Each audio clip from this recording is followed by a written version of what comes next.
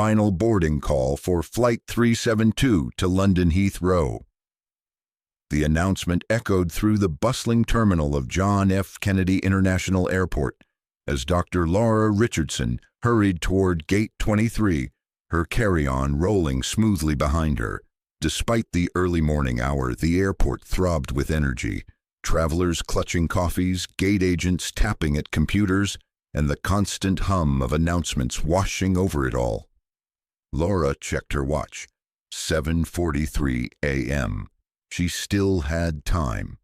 Her medical conference presentation wasn't until tomorrow afternoon, but after 15 years as a cardiothoracic surgeon, she had learned to build buffer time into her travel plans. Emergencies didn't respect schedules. The smell of coffee and cinnamon rolls drifted from a nearby cafe as Laura approached the priority boarding lane. Her credentials were impeccable. Diamond Elite status, first-class ticket purchased months in advance, and enough airline miles to circle the globe twice. The crisp charcoal pantsuit she wore was understated but elegant, her natural hair pulled back in a neat bun. A simple pearl necklace, her grandmother's, completed the look. "Good morning," Laura said, sliding her boarding pass and passport toward the gate agent, a young man with kind eyes who scanned her documents with practiced efficiency. "Good morning, Dr. Richardson. You're all set for first class, seat 2A. Enjoy your flight to London." He smiled, handing back her papers with a slight nod. Laura thanked him and made her way down the jet bridge, the familiar pre-flight anticipation settling in her stomach. After a grueling month of back-to-back surgeries and hospital politics, this conference was a welcome break. She'd be presenting her groundbreaking research on minimally invasive heart valve replacement techniques, work that had saved countless lives and earned her reluctant fame in medical circles. The first-class cabin gleamed under soft lighting as Laura stepped aboard the Boeing 777. Rich leather seats, polished wood accents, and the distinct lack of crowding that made first class worth every penny when you were 5'10" and needed to hit the ground running after a transatlantic flight. Flight attendant Vanessa Hartwell stood at the entrance to first class, her blonde hair pulled into a tight bun, uniform pressed to perfection. Her smile remained fixed as passengers filed past, but something shifted in her eyes when they landed on Laura. A subtle cooling, a reassessment. "Your boarding pass?" Vanessa asked, her tone sharper than it had been for the elderly white couple who had boarded just before. Laura handed over her boarding pass, maintaining eye contact. She had seen that look before, and in hospital boardrooms, at medical galas, in high-end stores. The look that said, "You don't belong here." Vanessa studied the boarding pass, her French manicured fingernail tapping against the paper. "There must be some mistake," she said, voice dropping to a hushed tone. "First class is fully booked for elite members and full-fare passengers." "I am an elite member," Laura replied evenly. "Diamond Elite, actually. And I purchased this ticket 3 months ago." Vanessa's smile tightened. "One moment, please." She turned away, whispering something to her colleague, a younger flight attendant named Jason, who glanced at Laura with uncertainty. The line behind Laura was growing. A businessman checked his watch ostentatiously. Someone sighed. "Is there a problem?" Laura asked, keeping her voice measured despite the familiar heat of indignation rising in her chest. Vanessa turned back, her professional mask firmly in place. "It seems there's been an overbooking situation in first class. We'll need to reassign you to premium economy. I'm sure you understand." Laura didn't understand, not when she'd checked in online last night and received her seat assignment confirmation. Not when the gate agent had just confirmed her first-class seat minutes ago. "I'd like to see the passenger manifest," Laura said calmly, though her heart was beginning to race. "If there's truly an overbooking situation, shouldn't you be asking for volunteers to be reassigned?" Vanessa's smile disappeared entirely. Ma'am, I need you to lower your voice. You're holding up the boarding process. Laura hadn't raised her voice. She was achingly aware of the eyes on her, the subtle shift as other passengers began to watch the interaction. The weight of their stares pressed against her skin like a physical thing. I haven't raised my voice, Laura replied. And I'd like to speak with the flight manager, please. Vanessa's jaw tightened. If you continue to be disruptive, we'll need to consider whether you can travel with us today at all. The threat hung in the air between them. Jason shifted uncomfortably beside Vanessa. Maybe we should check with... I've got this, Jason. Vanessa cut him off. She turned back to Laura. Now, I can offer you a premium economy seat, or you can take a later flight. Those are your options. Something in Laura snapped. Not outwardly, but deep inside where she kept the tally of 1,000 small injustices.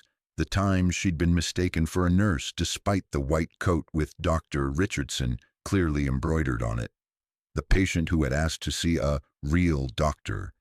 The security guard who had followed her through the hospital's gift shop. I'm not moving to premium economy, Laura said, her voice low but firm. I paid for first class. I have elite status. I checked in online and received confirmation of my seat assignment. There is no legitimate reason for you to reassign me. Vanessa's face flushed. Security, she called out, loud enough for everyone to hear. A ripple of tension moved through the cabin. The businessman who had been checking his watch now looked uncomfortable.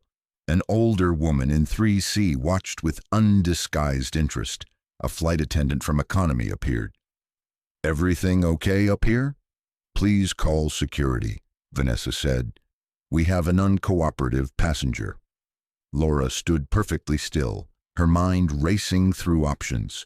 She could back down, take the premium economy seat, file a complaint later. She could insist on her rights and risk being removed from the flight, missing her conference presentation. Neither option felt right. The plane's captain emerged from the cockpit, a tall man with salt and pepper hair, and the confident bearing of someone used to command. What seems to be the problem? He asked, looking between Vanessa and Laura. This passenger is insisting on a first-class seat, but we need to reassign her due to overbooking, Vanessa explained quickly. The captain turned to Laura. Ma'am, I understand your frustration, but my flight attendant is just following protocol. If you could cooperate with her, we can get this flight underway. Laura took a deep breath. Captain, I checked in online last night and received confirmation of my first-class seat, 2A. The gate agent confirmed this assignment minutes ago. I'm a Diamond Elite member who purchased a full-fare first-class ticket months in advance. If there's truly an overbooking situation, why am I the only passenger being asked to move? The captain hesitated, glancing at the passenger manifest in Vanessa's hand. May I? He asked, taking the tablet from her. His eyes scanned the document, brow furrowing slightly. Ms. Hartwell, there doesn't appear to be an overbooking situation. Dr. Richardson is correctly assigned to seat 2A. Vanessa's expression froze. But I was told, by whom? The captain asked. Vanessa didn't answer. A tall, distinguished-looking man in seat 1A stood up. Excuse me, he said, his British accent crisp in the tense air. I couldn't help overhearing. I'm James Whitfield, president of Atlantic International Airways. A visible shock passed through Vanessa's body. The airline president was on this flight, sitting directly in front of the seat she'd tried to deny to Laura. Mr. Whitfield, she stammered, I didn't realize you were traveling with us today. Clearly, he replied, his tone glacial. He turned to Laura. Dr. Richardson, please accept my sincere apologies for this situation. Your seat is right here, as assigned. He gestured to 2A. Laura nodded, relief washing through her as she moved to take her seat. The other first-class passengers watched in silence, a few offering sympathetic smiles, but James Whitfield wasn't finished. Captain Matthews, I'd like a word with you and Ms. Hartwell in the galley, please. As they stepped away for a private conversation, Laura settled into her seat, her heart still pounding. She sent a quick text to her brother before flight mode would be required. "You won't believe what just happened." The confrontation was over, but something told Laura this story was just beginning. Through the cabin window, dawn painted the sky in strokes of orange and pink, a new day breaking over the runway. Laura took a deep breath, centering herself, never imagining how this flight would change not just her day, but the policies of an entire airline and the lives of everyone involved. The seat beside Laura remained empty as the economy passengers continued boarding. She could feel curious glances from other first-class passengers, some sympathetic, others merely intrigued by the drama. Jason, the younger flight attendant, approached with a glass of champagne. "I'm very sorry about that, Dr. Richardson," he said quietly, placing the drink on her armrest. "Can I get you anything else before takeoff?" "No, thank you," Laura replied, offering him a small smile. It wasn't his fault, and she recognized an ally when she saw one. Across the aisle, an older gentleman in an expensive suit leaned slightly toward her. "Disgraceful behavior," he muttered. "I've flown this airline for 20 years, never seen anything like it." Laura nodded politely but didn't engage further. A lifetime of navigating these waters had taught her the value of picking her battles, of saving her energy for the fights that mattered. And something told her that with the airline president himself involved, this particular fight might actually lead somewhere. The private conversation in the galley appeared intense. James Whitfield's expression was stern as he spoke in low tones to Vanessa and the captain. Vanessa's face had drained of color, her posture rigid with defensive tension. Laura looked away, not wanting to stare. She sipped her champagne and pulled out her phone to review her presentation slides one last time before takeoff. The familiar movements centered her. This was her element. Tomorrow she would stand before hundreds of the world's top cardiothoracic surgeons and present her innovative technique. A technique that had reduced recovery time by 40% and saved the lives of patients previously considered too high risk for traditional valve replacement. Many of those patients had looked like her, Black women with higher rates of heart disease and historically poorer outcomes. Women who were often diagnosed later, treated less aggressively, and died at higher rates than their white counterparts.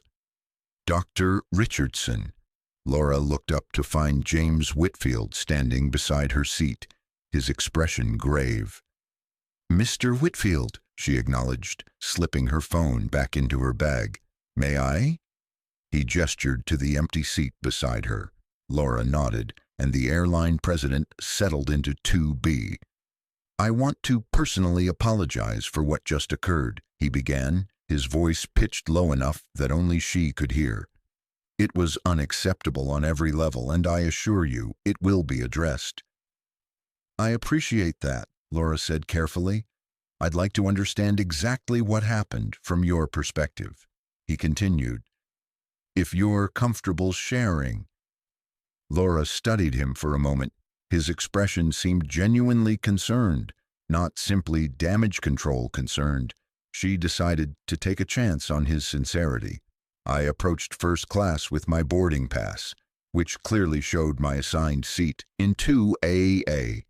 Ms. Hartwell immediately questioned whether I belonged here, despite having just welcomed the couple ahead of me without checking their documents. When I provided my boarding pass, she claimed there was an overbooking situation and that I needed to move to premium economy." Whitfield nodded, his expression darkening. "And you verified your Diamond Elite status and first-class ticket purchase?" "Yes. I've been Diamond Elite for 3 years, and I purchased this ticket 3 months ago. Full fare, not miles or an upgrade." "I see." Whitfield's fingers drummed briefly on the armrest. "Dr. Richardson, if you don't mind my asking, what is your profession?" I'm a cardiothoracic surgeon, Laura replied. I'm heading to London to present at the International Cardiovascular Surgical Association conference.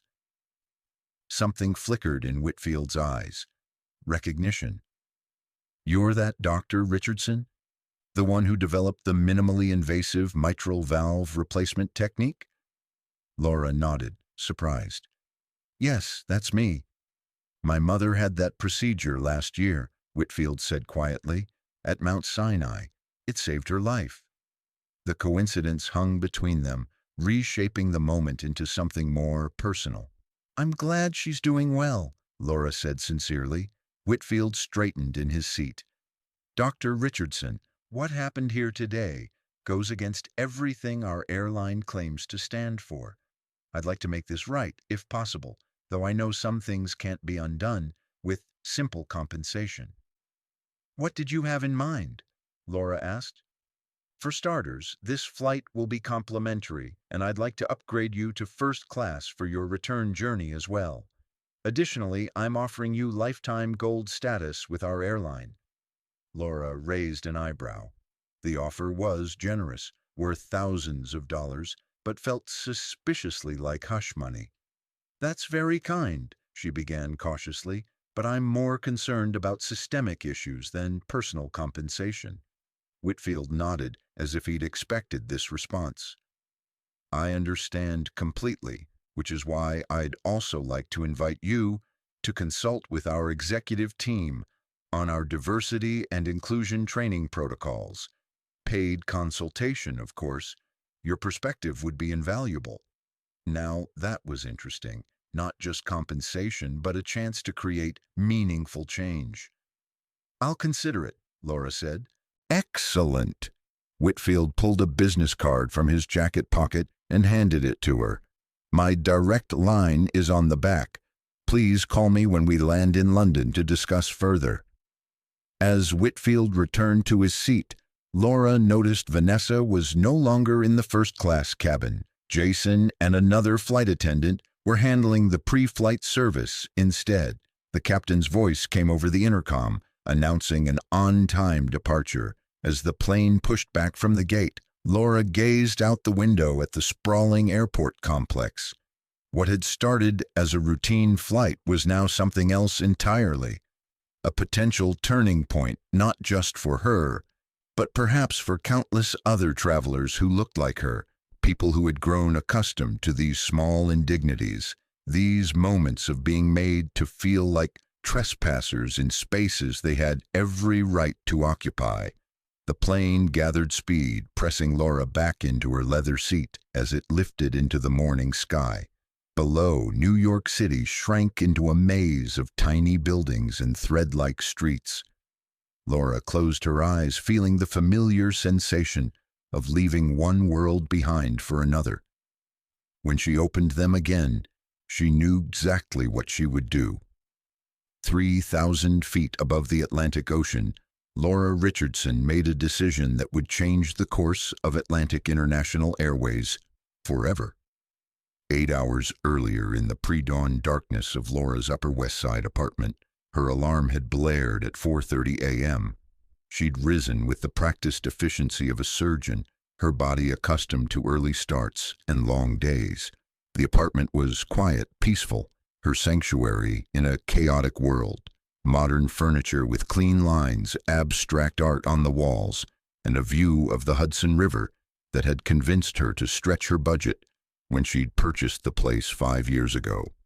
As she'd moved through her morning routine, shower, moisturize, dress, Laura had rehearsed her conference presentation in her head.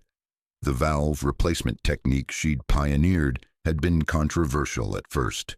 Colleagues had doubted, questioned, sometimes dismissed her approach entirely. But the data had proven them wrong. Patient after patient had survived procedures they might not have with traditional techniques. Recovery times had shortened dramatically. Complication rates had plummeted. Now those same colleagues were eager to hear her speak, to learn her methods, to incorporate her innovations into their own practices. The irony wasn't lost on Laura, how quickly skepticism turned to acceptance when success became undeniable, how being exceptional could override prejudice, sometimes but never completely. Her phone had buzzed with a text from her mother. "Safe travels, baby girl. So proud of you." Laura had smiled, typing back a quick, "Love you too, Mom. I'll call when I land." Her parents had sacrificed everything to put her through medical school, remortgaging their modest home in South Carolina, taking on extra jobs, stretching every dollar. They'd never doubted her, even when the world had. As she'd packed her presentation materials and checked her passport one last time, Laura had felt a flutter of anticipation. London was one of her favorite cities. After the conference, she planned to spend a few extra days exploring museums and visiting friends. Just a normal business trip. No hint of the confrontation to come, the moment that would force a multinational corporation to examine its practices and culture. Now, as the plane leveled off at cruising altitude, Laura opened her laptop to review her presentation once more. But her mind kept returning to the incident at boarding. What if James Whitfield hadn't been on the flight? What if she hadn't been a Diamond Elite member with an established professional reputation? What if she'd been a young black woman on her first international trip, facing that same treatment without the resources or confidence to push back? The questions burned in her mind as the plane soared over the vast Atlantic. In seat 1A, James Whitfield was having similar thoughts, though from a different perspective. He pulled out his tablet and began typing rapidly, occasional frowns crossing his distinguished features. What Laura couldn't see was the email being drafted to the entire executive leadership team of Atlantic International Airways, with the subject line, "Urgent Review of Boarding Protocols and Staff Training." Meanwhile, in the crew rest area, Vanessa Hartwell sat alone, her face flushed with a mixture of embarrassment and defensive anger. She'd been removed from first-class service for the duration of the flight, a public humiliation in front of her colleagues and passengers. It wasn't fair, she thought bitterly. She'd been following instinct, protecting the exclusive first-class environment that premium passengers expected. How was she supposed to know the woman was a doctor? She hadn't looked like the typical first-class passenger. Even in her own mind, Vanessa flinched at the implications of that thought. Back in first class, the in-flight service proceeded smoothly under Jason's attentive care. Laura accepted a perfectly cooked breakfast and another glass of champagne, finding her appetite had returned now that the initial adrenaline of confrontation had faded.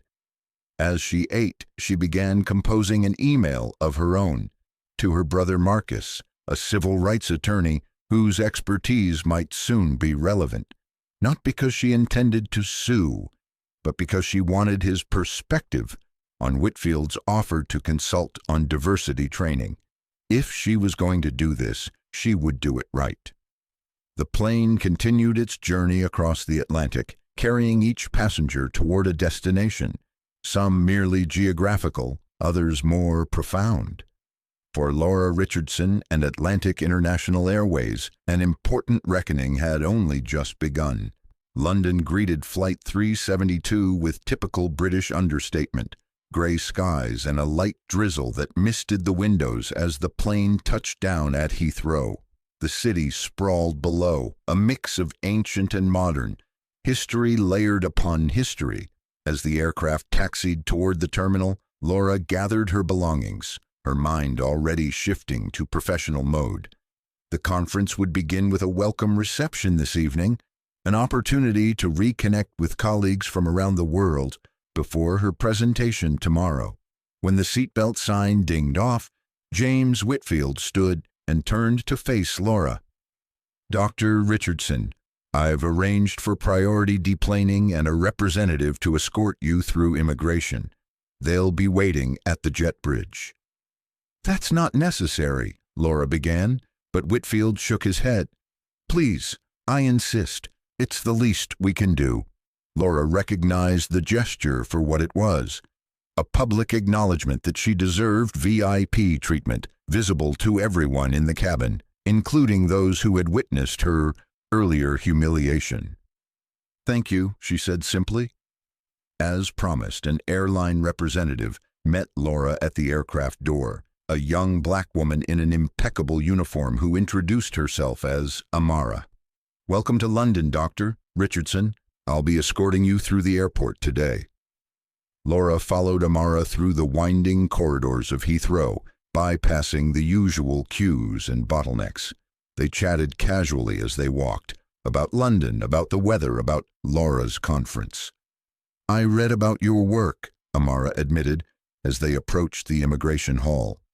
"After Mr. Whitfield called to arrange your escort. What you're doing for heart patients is amazing." Laura smiled, touched by the young woman's interest. "Thank you. It's been a long road, but worth every challenge." "Like what happened on the flight?" Amara asked, then immediately looked embarrassed. "I'm sorry. That was inappropriate." "No, it's okay," Laura assured her. "And yes, exactly like that. Some barriers are medical, some are social, but they all need to be overcome." Amara nodded, her expression thoughtful, as she guided Laura to a priority immigration lane. After clearing immigration in record time and collecting her luggage, Laura found herself in the arrivals hall much earlier than expected. She checked her watch. Still plenty of time before she needed to be at her hotel. "Is there anything else you need, Doctor Richardson?" Amara asked. "No, thank you. You've been wonderful." Amara handed Laura a business card. "This has my direct number. If you need anything during your stay in London, please don't hesitate to call." As Amara departed, Laura noticed James Whitfield waiting near the exit, engaged in what appeared to be an intense phone conversation. When he saw her, he ended his call and approached. "Dr. Richardson, everything went smoothly, I hope." "Yes, Amara was excellent." Whitfield nodded, seeming pleased. "I've taken the liberty of arranging a car to your hotel, and I was wondering if you might be available for dinner this evening. I'd like to continue our conversation from the flight." Laura considered the invitation. The welcome reception at the conference didn't start until 7:30 p.m., leaving her enough time for an early dinner. "I could meet you at 5:30, she offered. "I have a conference event at 7:30.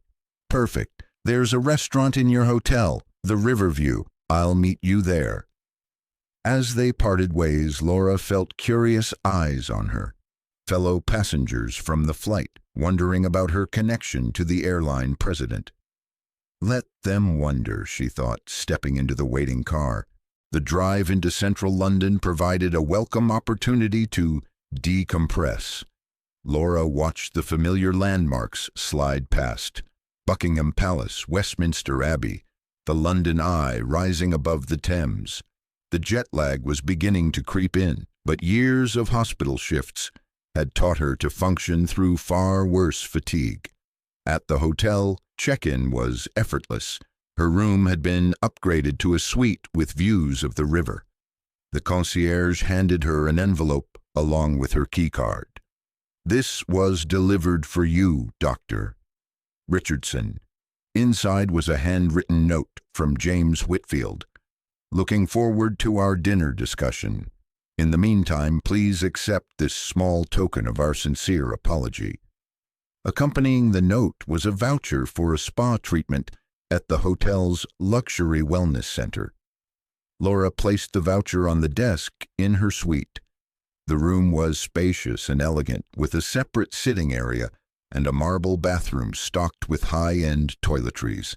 She unpacked methodically, hanging her presentation outfit, a deep blue suit that photographed well on stage, in the closet. With a few hours to spare before dinner, Laura decided to review her presentation once more, making minor adjustments to her slides. Work was her center, her constant. No matter what else happened, she could always return to the solid ground of her medical expertise. But as she sat at the desk, looking out at the Thames flowing steadily below, Her mind kept drifting back to the incident on the plane, and to the deeper currents it represented, the assumptions, the biases, the countless small moments of being made to feel like an intruder in spaces she had earned the right to occupy. Laura pulled out her phone and called her brother. "Hey, sis." Marcus's voice was warm, familiar. "You land okay?" "I did, but there's something I need to tell you about." Laura recounted the entire incident, from Vanessa's initial questioning to Whitfield's intervention and subsequent offer. Marcus listened without interrupting, though she could almost hear his attorney's mind cataloging the legal implications. "So," he said when she finished, "the president of the airline wants you to consult on their diversity training. That's actually impressive. Most companies would just throw money at you and hope you go away quietly." "That's what I thought," Laura agreed. "I'm having dinner with him tonight to discuss it further." "Just be careful," Marcus advised. "Get everything in writing and make sure your role has real authority. Companies love to point to black consultants as evidence they're doing something without actually changing their practices." "I know. That's why I called you. If I go forward with this, I want you to look over any agreements before I sign." "Absolutely. And Laura, I'm proud of you for standing your ground. Not everyone would have." The conversation shifted to family matters, their parents' upcoming anniversary, their younger sister's new job, before Laura reluctantly ended the call to prepare for dinner. As she showered and changed into a casual but elegant black dress, Laura reflected on Marcus's advice. He was right to be cautious. Many corporations talked about diversity and inclusion while doing little to address the systemic issues underlying incidents like the one she'd experienced. Would Atlantic International Airways be any different? Or was this dinner simply an elaborate exercise in corporate damage control? Only one way to find out. The Riverview restaurant lived up to its name, with floor-to-ceiling windows offering panoramic views of the Thames and London's skyline. Crystal chandeliers cast a warm glow over white-clothed tables arranged with mathematical precision. The soft murmur of conversation mingled with the subtle notes of a piano playing in the corner. James Whitfield was already seated at a prime table when Laura arrived, rising to greet her with a professional handshake. "Thank you for joining me, Doctor." "Richardson, I hope your room is satisfactory." "More than satisfactory," Laura confirmed as she took her seat, "though unnecessary." Whitfield smiled slightly. "Perhaps, but I find that actions speak louder than words in these situations." A waiter appeared with menus and a wine list. After they had ordered, Laura selecting the sea bass, Whitfield the lamb, he folded his hands on the table and regarded her with serious eyes. "I want to be completely transparent with you about what happened today," he began. "After investigating the incident, it's clear that Ms. Hartwell's actions were inappropriate and discriminatory." Laura appreciated his directness. No corporate doublespeak or vague acknowledgments. "When I questioned her privately," Whitfield continued, "she admitted to making assumptions based on how you look, which is not only morally wrong but violates our company policies in multiple ways." "And yet it happened," Laura observed, "which suggests there might be a gap between your policies and your practices." Whitfield nodded gravely. "Precisely my concern, which brings me to my proposal." The waiter returned with their wine, a crisp Sancerre that Laura sipped appreciatively as Whitfield outlined his thoughts.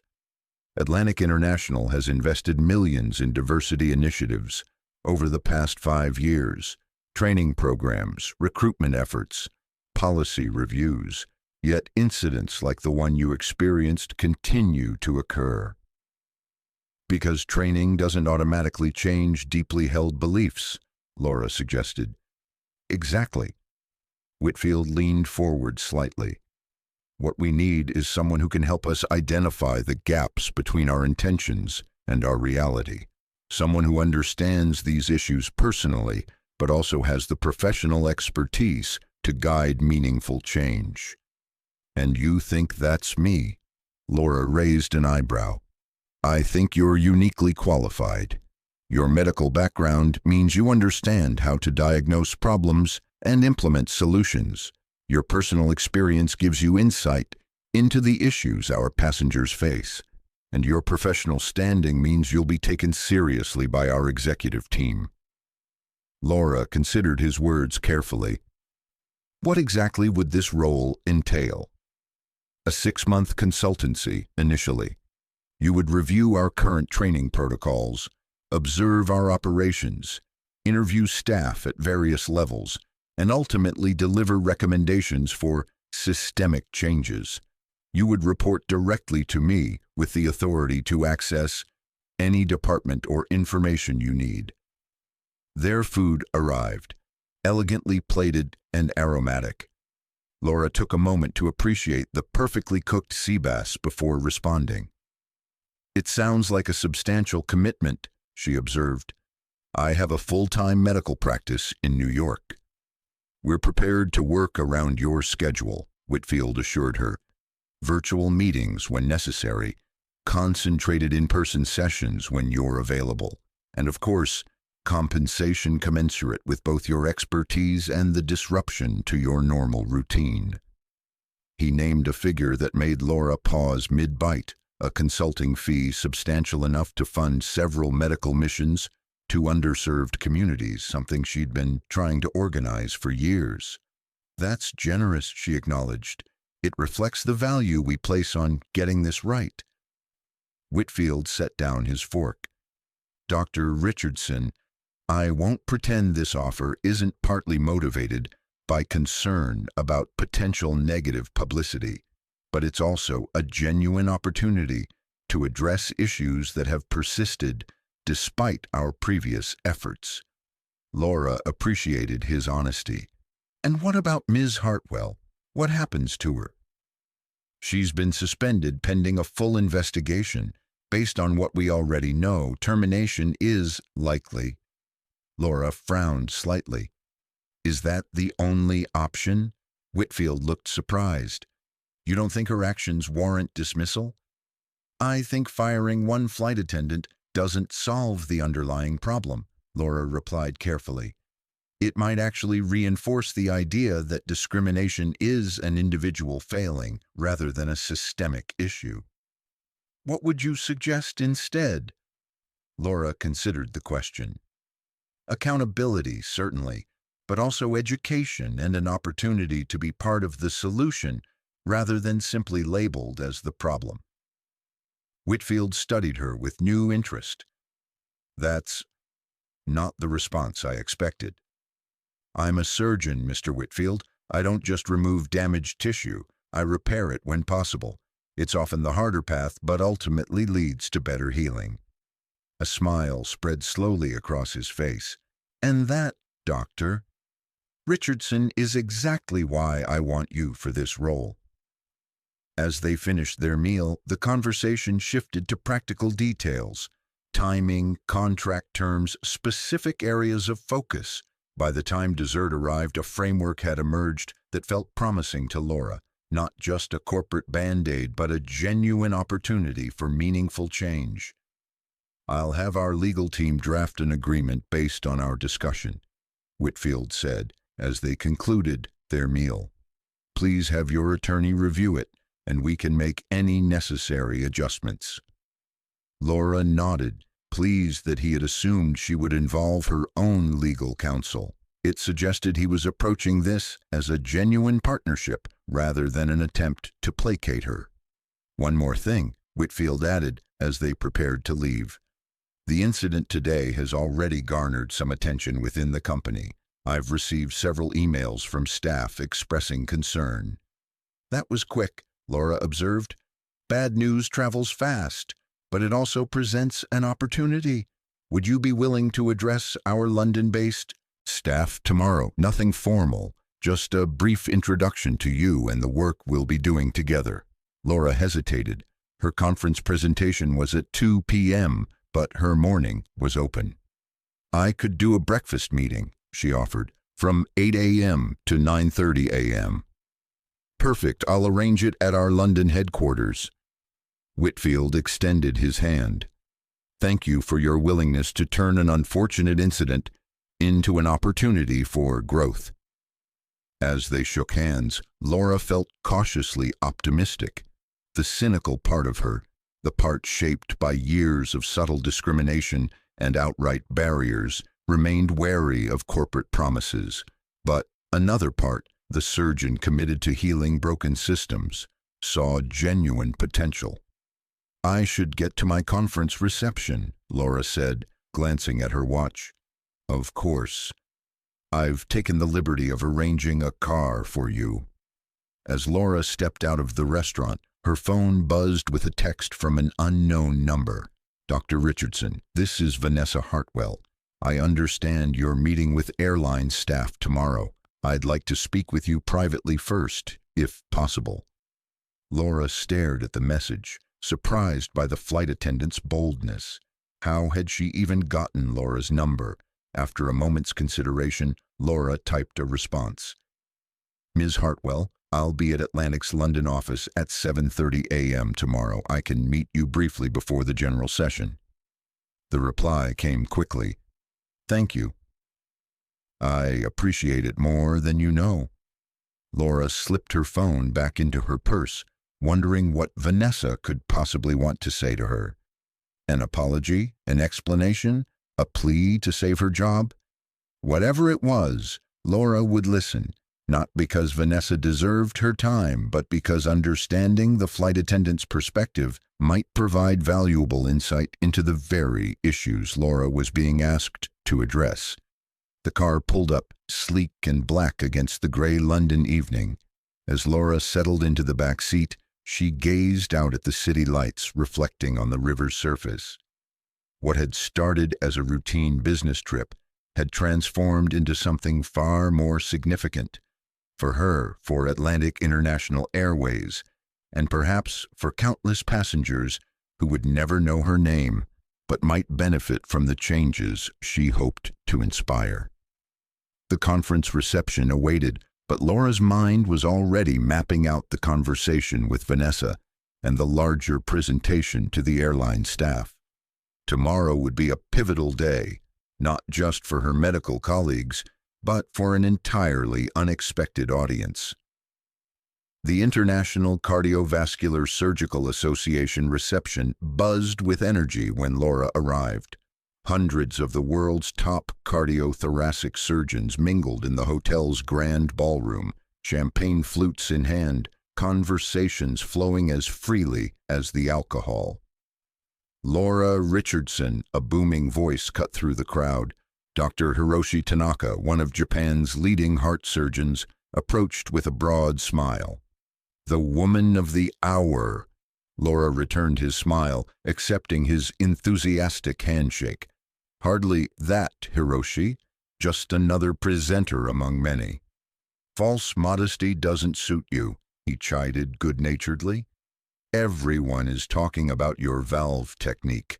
The data from your 3-year follow-up study is remarkable. Before Laura could respond, they were joined by Dr. Elena Vasquez from Barcelona and Dr. William Chen from Singapore, both former colleagues who had become friends over years of conferences and collaboration. We were just debating whether your approach could be adapted for pediatric patients, Elena explained after warm greetings were exchanged. Theoretically, yes, Laura replied, slipping comfortably into the technical discussion. We'd need to modify the instruments, of course, but the fundamental technique should translate. For the next hour, Laura moved through the reception, reconnecting with colleagues, discussing cases, and fielding questions about her research. This was her element, a world where she was judged solely by the quality of her work and the lives she had saved. No one here questioned whether she belonged. No one asked to see her credentials or suggested she should be seated elsewhere. The contrast with her experience on the plane wasn't lost on Laura. Here, her expertise made her identity irrelevant. Her work spoke for itself, creating a space where she was valued without qualification. But she knew that outside these walls, the reality was different. Even with all her accomplishments, there would always be Vanessa Hartwells of the world, ready to make snap judgments based on appearance alone. As the reception began to wind down, Laura checked her phone and found another text from Vanessa. "Thank you for agreeing to meet. I'll be at the office at 7:15. Laura typed a quick acknowledgement before saying her goodbyes and heading back to her hotel. The jet lag, practices. So it had leaked, not surprising in a company with thousands of employees, but the timing added another layer of complexity to this morning's meeting. Dr. Richardson, a young woman approached, extending her hand. "I'm Sophia Chen, Mr. Whitfield's executive assistant. He asked me to bring you up to the conference room." As they rode the elevator to the 32nd floor, Sophia spoke in a carefully measured tone. "Ms. Hartwell is already waiting in the small meeting room adjacent to the main conference space. Mr. Whitfield thought you might appreciate some privacy for your conversation." "Thank you. That's thoughtful." The elevator doors opened onto a reception area with floor-to-ceiling windows offering a spectacular view of London's skyline. Sophia led Laura down a corridor to a door marked Meeting Room B. "Take as much time as you need," Sophia said. "The general session won't begin until 8 o'clock. Laura thanked her, took a deep breath, and opened the door. Vanessa Hartwell sat at a small conference table, hands clasped tightly in front of her. She wore her uniform, though without the wings pin that normally identified active flight attendants. Her blonde hair was pulled back in the same severe bun, but her face was pale and drawn, dark circles under her eyes suggesting a sleepless night. She stood quickly when Laura entered. "Dr. Richardson, thank you for agreeing to meet with me." Laura nodded, taking the seat across from her. "You wanted to speak with me." Vanessa sat back down, her posture rigid. "Yes, she faltered, then straightened her shoulders. "I owe you an apology." "Yes, you do," Laura agreed calmly. Something flickered across Vanessa's face. Surprise at Laura's directness, perhaps, or a flare of the same defensiveness she'd shown on the plane, but she controlled it, nodding slightly. "My behavior on yesterday's flight was unprofessional and inexcusable," she continued, her words sounding slightly rehearsed. "I made assumptions based on appearances, and I treated you disrespectfully as a result." Laura studied the woman across from her. The apology was correct in form, but Laura sensed something beneath it, not quite insincerity, but a lack of full understanding. "May I ask you something, Miss Hartwell?" "Of course." "What made you assume I didn't belong in first class?" Vanessa's eyes widened slightly, clearly uncomfortable with the direct question. It wasn't any one thing specifically." "Try to be specific," Laura pressed gently. "This isn't about punishing you. I'm genuinely trying to understand the thought process." Vanessa looked down at her hands, then back up at Laura. "You were dressed differently than our typical first-class passengers." "I was wearing a business suit." "Yes, but—" Vanessa struggled. "Not the kind of designer suit most of our premium passengers wear. And your carry-on was practical, not luxury. And you just didn't have the look that I'm used to seeing." "The look," Laura repeated quietly. "I'm not explaining this well," Vanessa said, frustration edging into her voice. "It was a gut feeling. In my 15 years as a flight attendant, I've developed an instinct for who belongs where. An instinct that led you to question the only black woman boarding first class, despite her having a valid boarding pass." Vanessa flinched visibly. "When you put it that way, it sounds terrible." "How would you put it?" The directness of Laura's questioning seemed to crack something in Vanessa's carefully constructed demeanor. Her shoulders slumped slightly. "I've been suspended," she said, changing direction. "They're conducting an investigation, but Mr. Whitfield has made it clear that my job is on the line." "I'm aware. I've been with Atlantic for 15 years. This job is all I have. My daughter is starting college next year, and without my income and flight benefits." Vanessa's voice cracked slightly. Laura felt a flicker of sympathy, but didn't let it show. This wasn't about comforting Vanessa. It was about reaching understanding. "What is it you want from me, Ms. Hartwell? An endorsement to save your job?" "No," Vanessa said quickly. "I mean, yes, I hope you might put in a good word, but that's not why I asked to meet you." "Then why?" "Because I need to understand," Vanessa said, and for the first time, her words rang completely true. "I keep replaying yesterday in my mind, and I still don't fully grasp why what I did was so wrong. It feels like I'm missing something fundamental, and until I understand it, any apology I offer is just empty words." The admission was startlingly honest, and more promising than a polished apology could ever be. "Okay," Laura said, leaning forward slightly. "Let's talk about what you're missing." For the next 20 minutes, Laura spoke candidly about the cumulative impact of the small incidents that shaped her daily experience.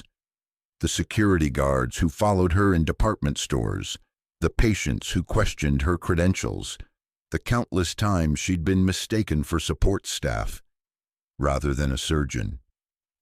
Each individual incident might seem minor to the person causing it, Laura explained. But for those on the receiving end, they form a pattern, a constant reminder that no matter your achievements, some people will always see your skin first and everything else second. Vanessa listened intently, her expression shifting from defensive to thoughtful, and finally to something approaching genuine understanding. "I never thought of it that way," she admitted. "I've always considered myself fair-minded, not racist, but yesterday you acted on unconscious biases that you might not even realize you hold," Laura finished for her. "And that's the problem with calling these incidents mistakes or misunderstandings. They're symptoms of something deeper." Vanessa was quiet for a moment, absorbing Laura's words. "So what happens now?" she finally asked. "With your role at the airline, I mean. I'm considering a consulting position to help Atlantic address these issues more systemically," Laura replied, "starting with training that goes beyond superficial diversity exercises." "And with me," Laura studied the flight attendant thoughtfully. Vanessa Hartwell represented exactly the kind of entrenched, unconscious bias that made corporate diversity initiatives so often ineffective. Not malicious hatred, but the quiet, persistent assumptions that shaped interactions in 1,000 small ways. "That depends partly on you," Laura said finally. "Are you willing to be part of the solution?" "What does that mean, exactly?"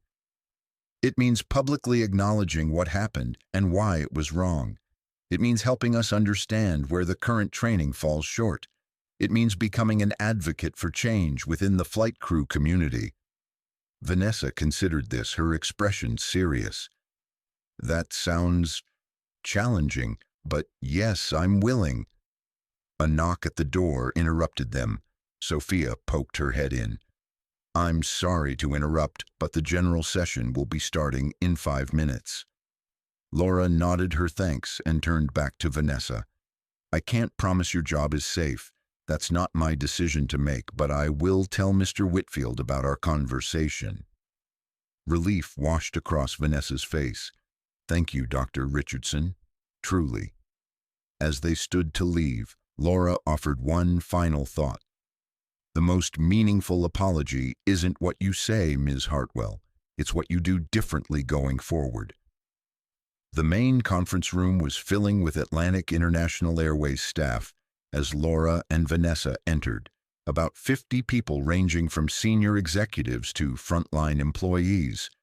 James Whitfield stood at the front, engaged in conversation with a diverse group of what appeared to be department heads.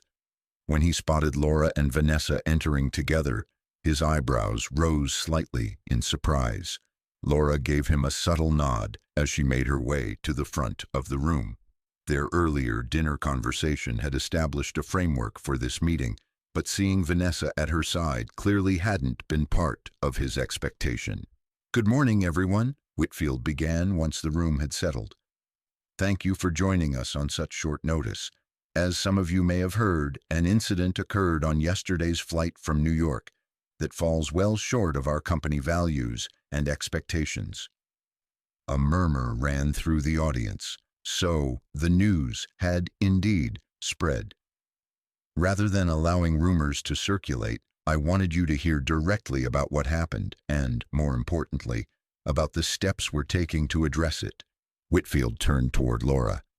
"I'm honored to introduce Dr. Laura Richardson, a distinguished cardiothoracic surgeon from New York who experienced discriminatory treatment while boarding our flight yesterday." Laura stepped forward, conscious of the curious eyes assessing her. Some expressions showed genuine concern, others wariness. A few displayed the slight defensiveness of people who anticipated being blamed for something they hadn't personally done. "Good morning," she began. "I appreciate you all taking time from your busy schedules for this discussion. What happened yesterday wasn't just about one passenger having a negative experience. It's about the gap between what your company says it values and what actually occurs when those values are tested." Laura recounted the incident objectively, without emotional embellishment, but also without minimizing its significance. She noted the immediate intervention from the captain and Mr. Whitfield, acknowledging that the airline's leadership had responded appropriately once they became aware of the situation.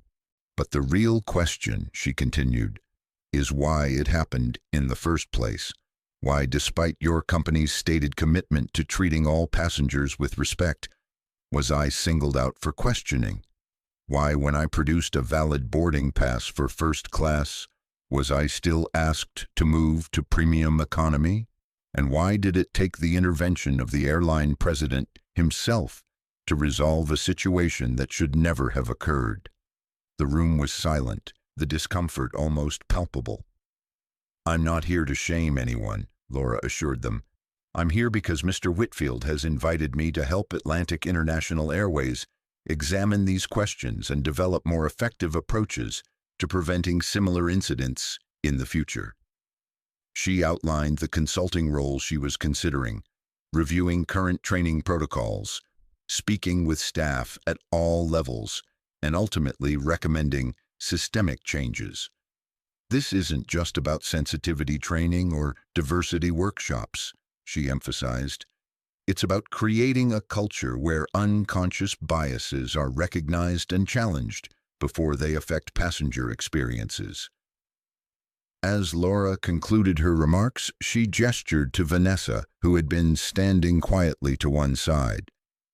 "Ms. Hartwell, the flight attendant involved in yesterday's incident, has courageously agreed to share her perspective as well." A ripple of surprise passed through the audience as Vanessa stepped forward. Her face was pale but composed as she addressed her colleagues. "Yesterday, I made a serious error in judgment," she began, her voice slightly unsteady but gaining strength as she continued. "I acted on assumptions and biases that I didn't even realize I held. And in doing so, I violated both company policy and basic human decency." The raw honesty in Vanessa's words seemed to catch the audience off guard. This wasn't the defensive justification or carefully worded corporate apology they had expected. "Dr. Richardson has helped me begin to understand why my actions were so harmful, not just to her personally, but to the values we claim to uphold as a company. I'm here today because I believe we can do better. I know I can do better." When Vanessa finished speaking, the silence in the room had a different quality. reflective rather than uncomfortable. James Whitfield stepped forward again, thanking both women for their candor. "This is the beginning of an important conversation for our airline," he told the assembled staff. "Dr. Richardson has agreed to help us examine our practices more deeply, and I expect everyone to cooperate fully with her work." He turned to Laura. "Dr. Richardson, is there anything else you'd like to add before we conclude?" Laura looked out at the faces watching her. Some moved, some skeptical, all attentive. "Just this. What happened yesterday isn't unique to Atlantic International Airways or to the airline industry. It's a manifestation of biases that permeate our society, but by acknowledging the problem directly and committing to meaningful change, you have an opportunity to set a new standard for your industry." The meeting concluded with Whitfield inviting questions from the staff, some practical, others more philosophical, all indicating a genuine engagement with the issues Laura had raised. As the room began to empty, a young black flight attendant approached Laura privately.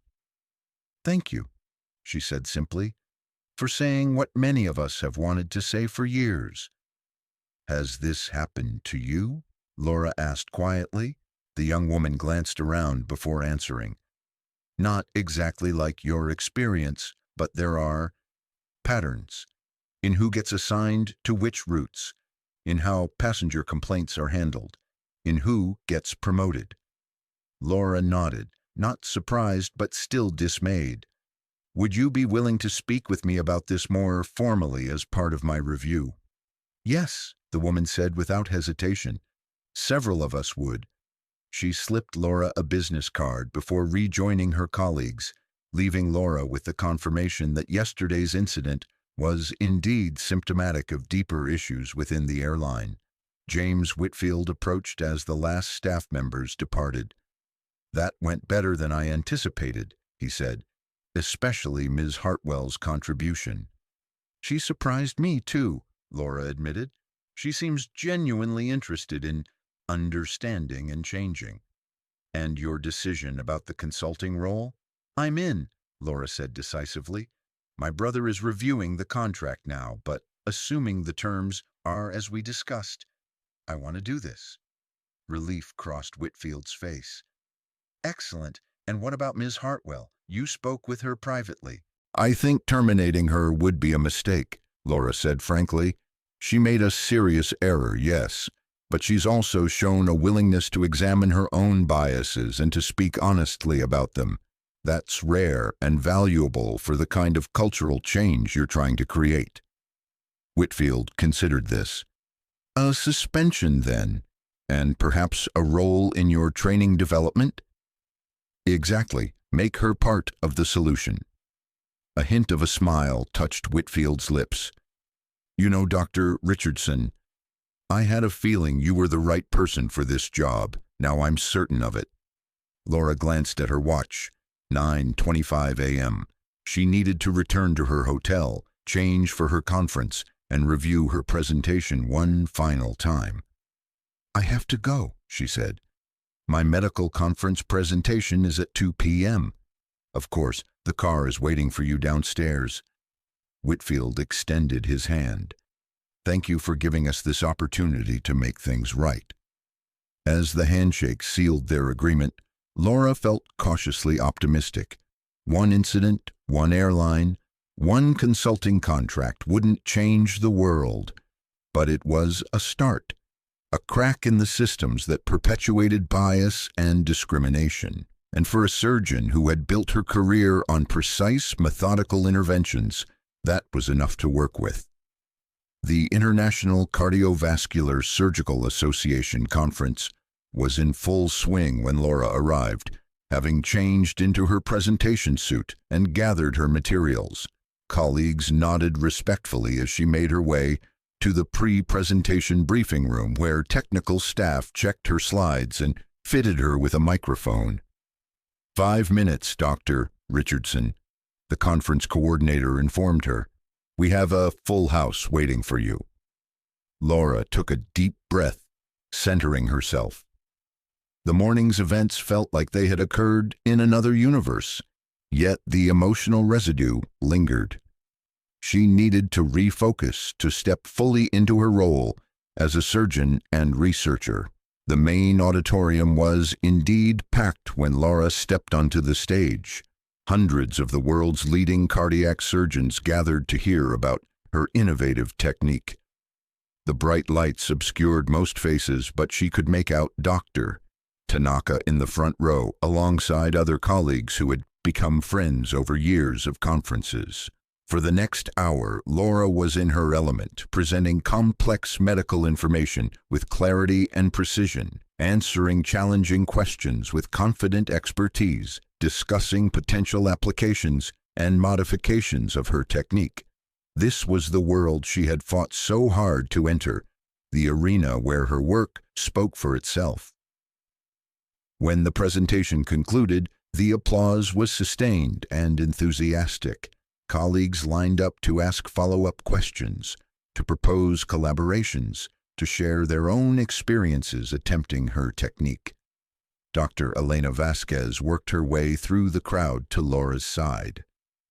"Brilliant as always," she said warmly, "though you seemed a bit distracted during the Q&A. Everything okay?" Laura hesitated. Elena was a friend, not just a colleague.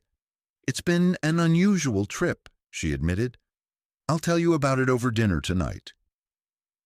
As the afternoon progressed, Laura participated in panel discussions and smaller breakout sessions, her mind occasionally drifting to the morning's meeting at Atlantic International Airways, the young flight attendant who had approached her privately, Vanessa Hartwell's unexpected honesty, the contract waiting for her review.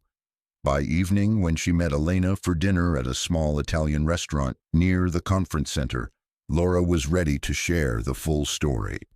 "You're kidding," Elena said when Laura finished recounting the incident on the plane and subsequent developments. "So now you're consulting for the airline on diversity issues?" "Apparently so," Laura confirmed, twirling pasta around her fork. "Not exactly what I expected from this trip." Elena studied her thoughtfully. "Are you sure you want to take this on? You already work insane hours at the hospital." "I'm sure," Laura said without hesitation. "This is important in a different way than my surgical work."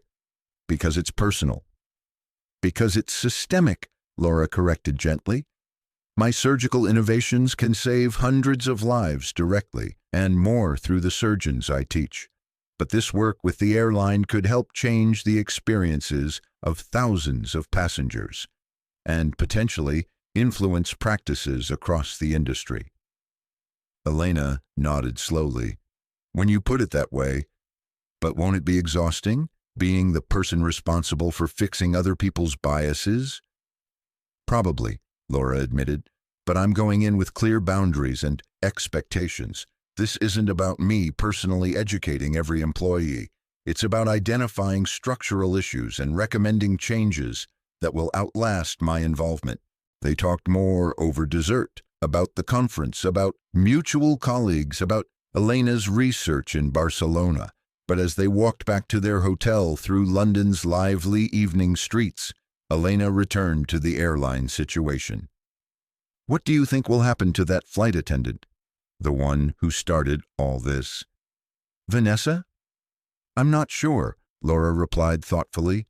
"Her job is likely safe based on my recommendation, but the real question is whether she'll truly change her perspective or just modify her behavior to avoid consequences." "People can surprise you," Elena observed. "Sometimes the most transformative moments come from uncomfortable confrontations with our own biases." "That's what I'm counting on," Laura said as they reached the hotel lobby. In her suite that evening, Laura found an email from her brother with his review of the consulting contract. His legal analysis was thorough, with suggested modifications to strengthen her authority and clarify deliverables. But it was his personal note at the end that caught her attention. "Laura, this contract is solid with the changes I've outlined. But more importantly, I think this work matters. What happened to you on that flight happens to black travelers every day, without airline presidents intervening or consulting contracts being offered. You have a chance to create real change. I'm proud of you for taking it on. Marcus. Laura sat at the desk, looking out at London's twinkling lights, and began drafting her response to James Whitfield, accepting the consultancy with her brother's suggested modifications. As she worked, her phone buzzed with a text from an unexpected source, Vanessa Hartwell. Mr. Whitfield just informed me that I'll be suspended rather than terminated, based partly on your recommendation. I don't know how to thank you, but I promise I won't waste this second chance. Laura responded simply, show your gratitude through your actions going forward. The next morning brought news that surprised even Laura. Atlantic International Airways had issued a public statement acknowledging the incident, announcing a comprehensive review of their training and operating procedures, and introducing a new passenger Bill of Rights, specifically addressing equal treatment regardless of race, gender, religion, or appearance.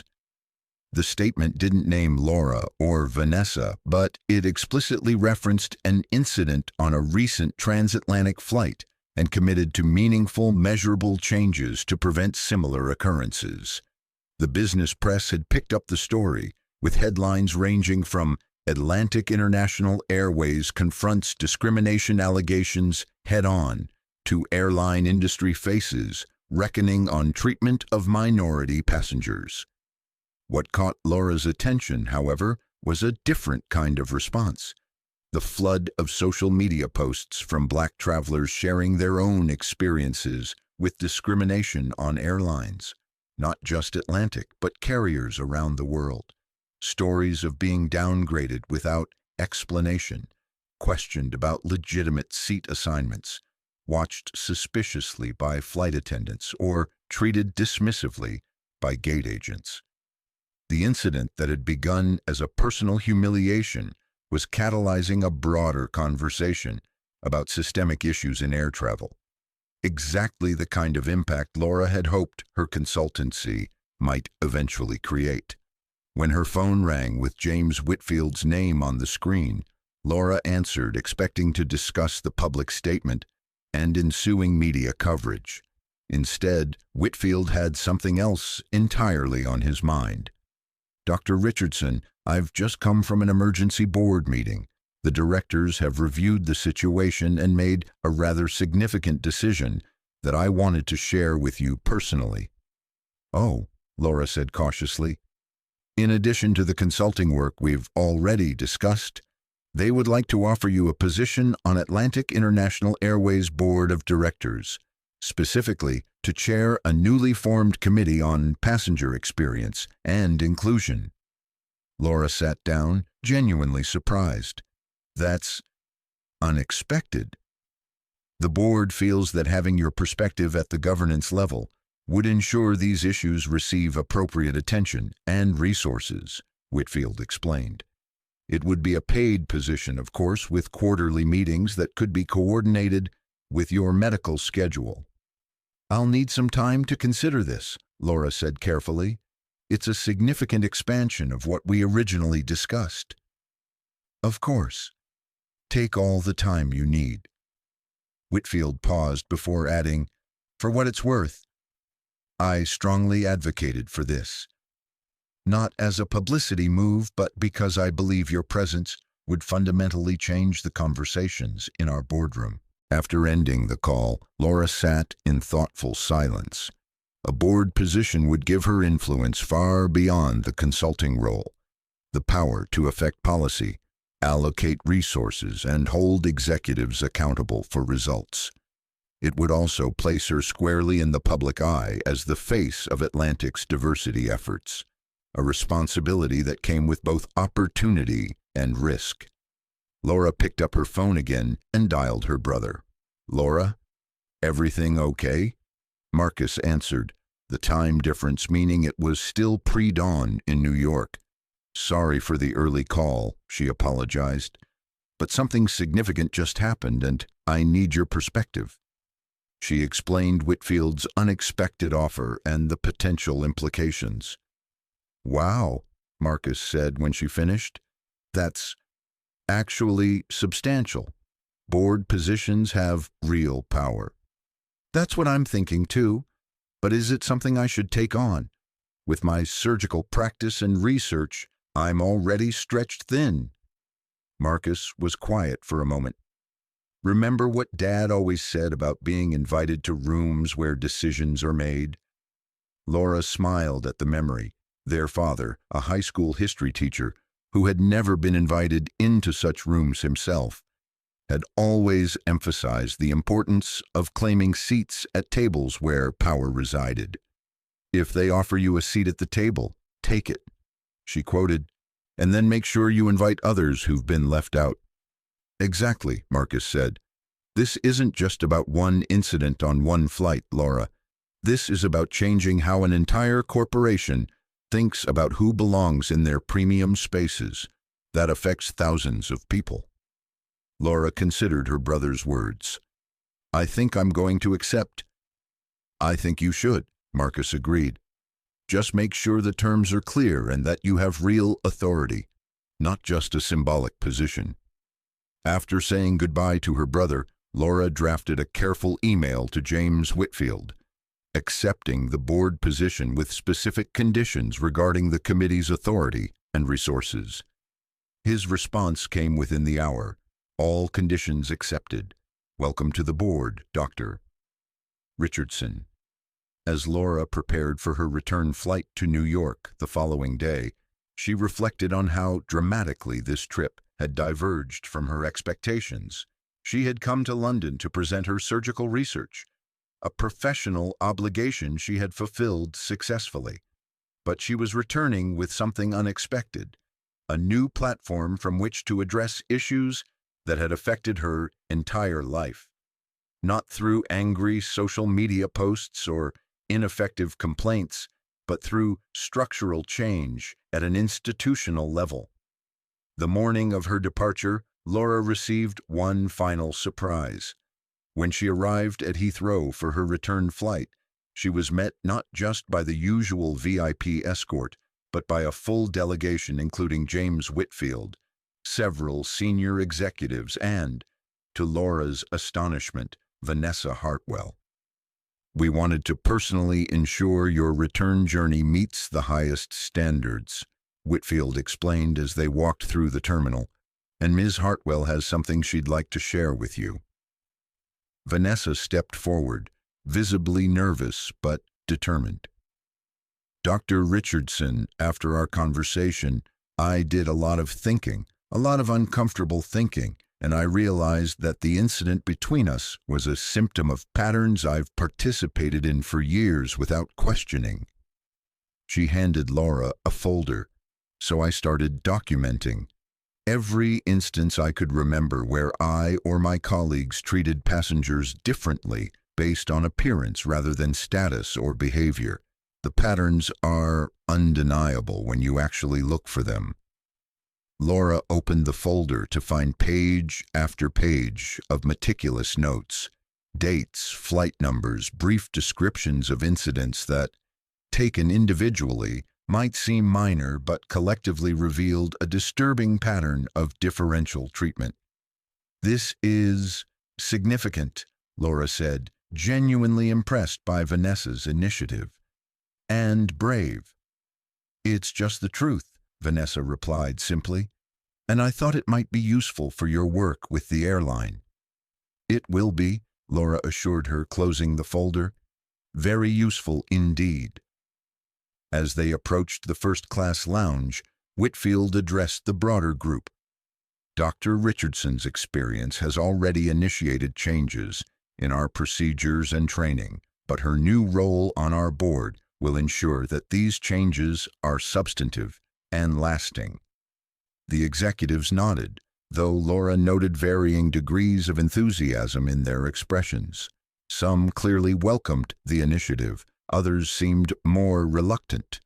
Change never came easily to large organizations, especially when it challenged long-established patterns and privileges. That would be part of her work in the months ahead, identifying allies, addressing resistance, building coalitions for change across the company's hierarchy. Your flight is ready for boarding whenever you are, Dr. Richardson, Whitfield concluded, and I believe you'll find the service exemplary. Laura thanked him and the other executives before turning to Vanessa one last time. Remember what I said about showing gratitude through actions? Vanessa nodded. Laura tapped the folder of documented incidents. Is exactly what I meant. Keep going. The flight home was indeed exemplary, not because Laura received special treatment as a newly minted board member, but because every passenger in every section appeared to be treated with the same level of respect and attention. As the plane soared above the Atlantic, Laura gazed out at the endless blue horizon, thinking about boundaries that existed only in people's minds, about spaces where some were presumed to belong and others were presumed to be intruders, about the power of challenging those presumptions directly and systemically. Her phone contained hundreds of emails responding to the news of her board appointment. Congratulations from colleagues, questions from journalists, and most movingly, messages from Black travelers sharing their own stories and expressing hope that real change might finally be coming. One message in particular stood out from a young Black girl who dreamed of becoming a pilot. Dr. Richardson, my mom showed me the article about you joining the airline board. I want to fly planes when I grow up, but people say that's not for girls who look like me. You standing up on that plane makes me think maybe they're wrong.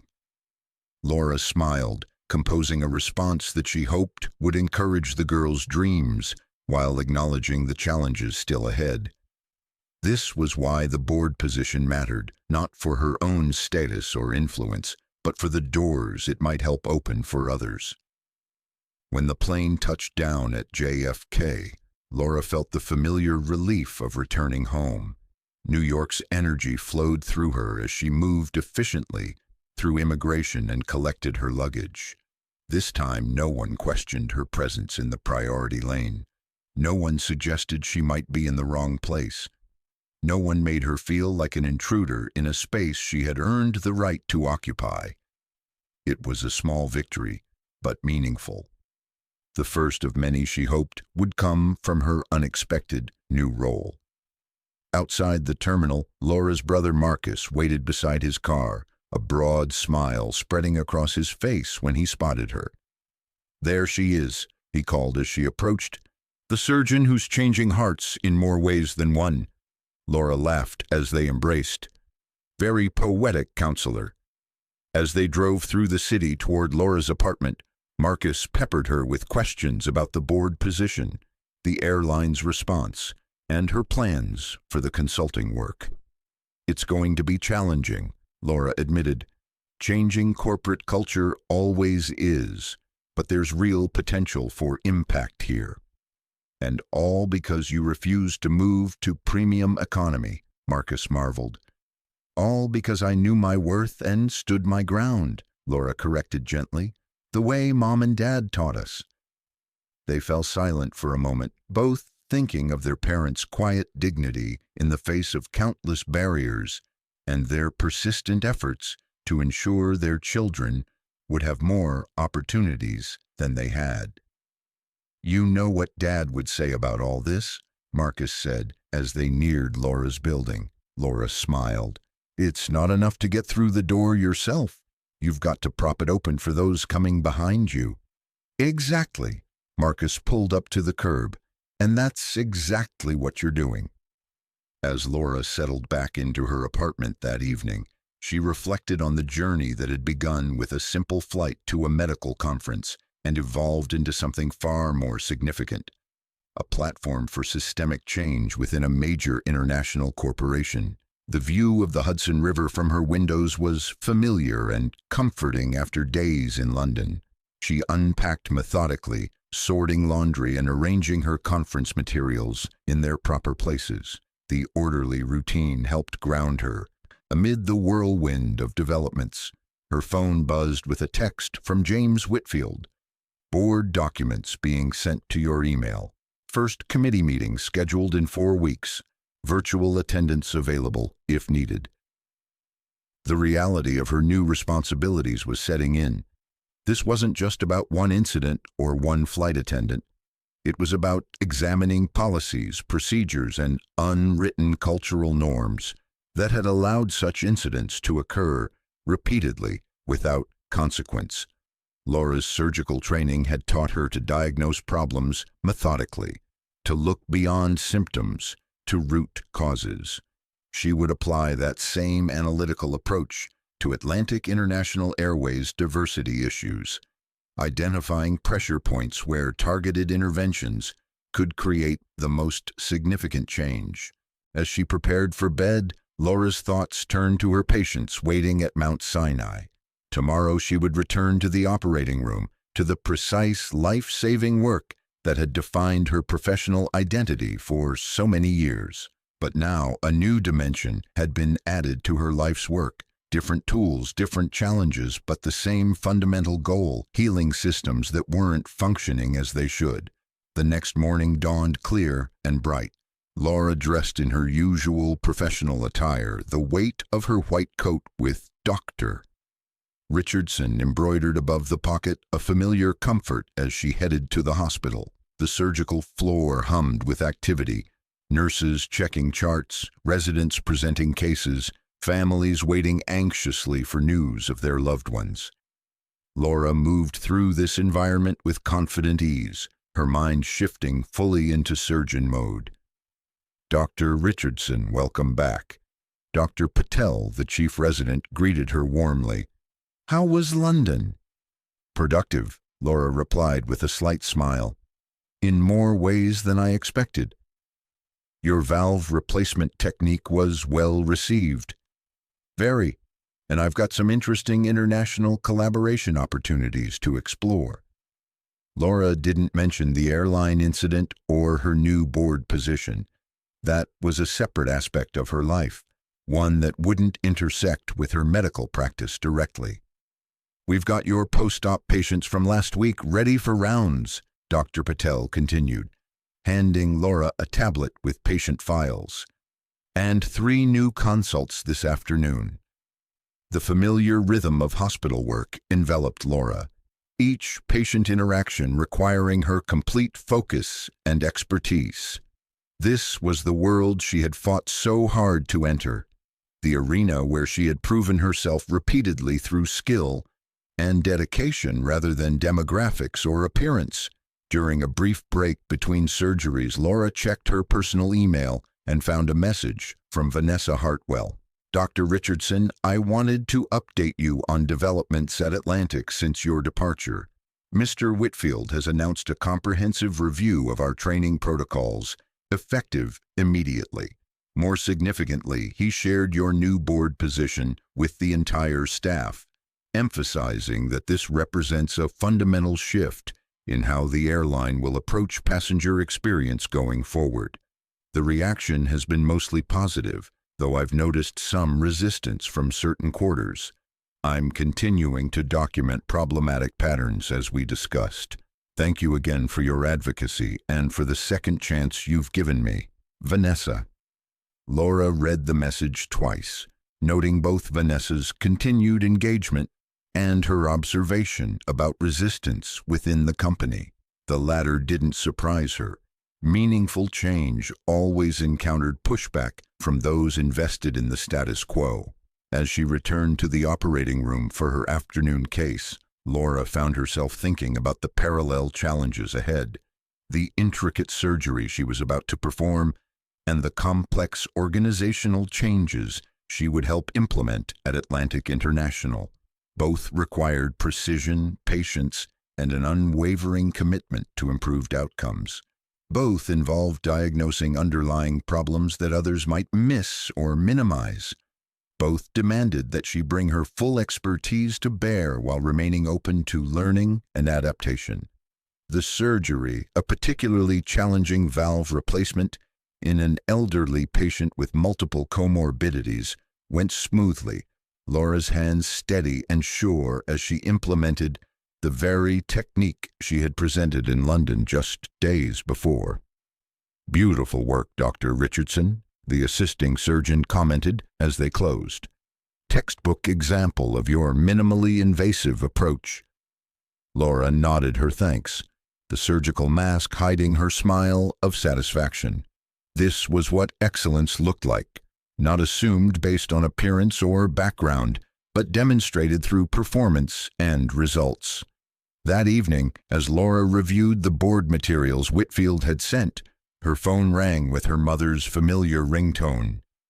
"There's my baby girl." Elaine Richardson's warm voice came through the speaker. "How was your big presentation?" "It went well, Mom.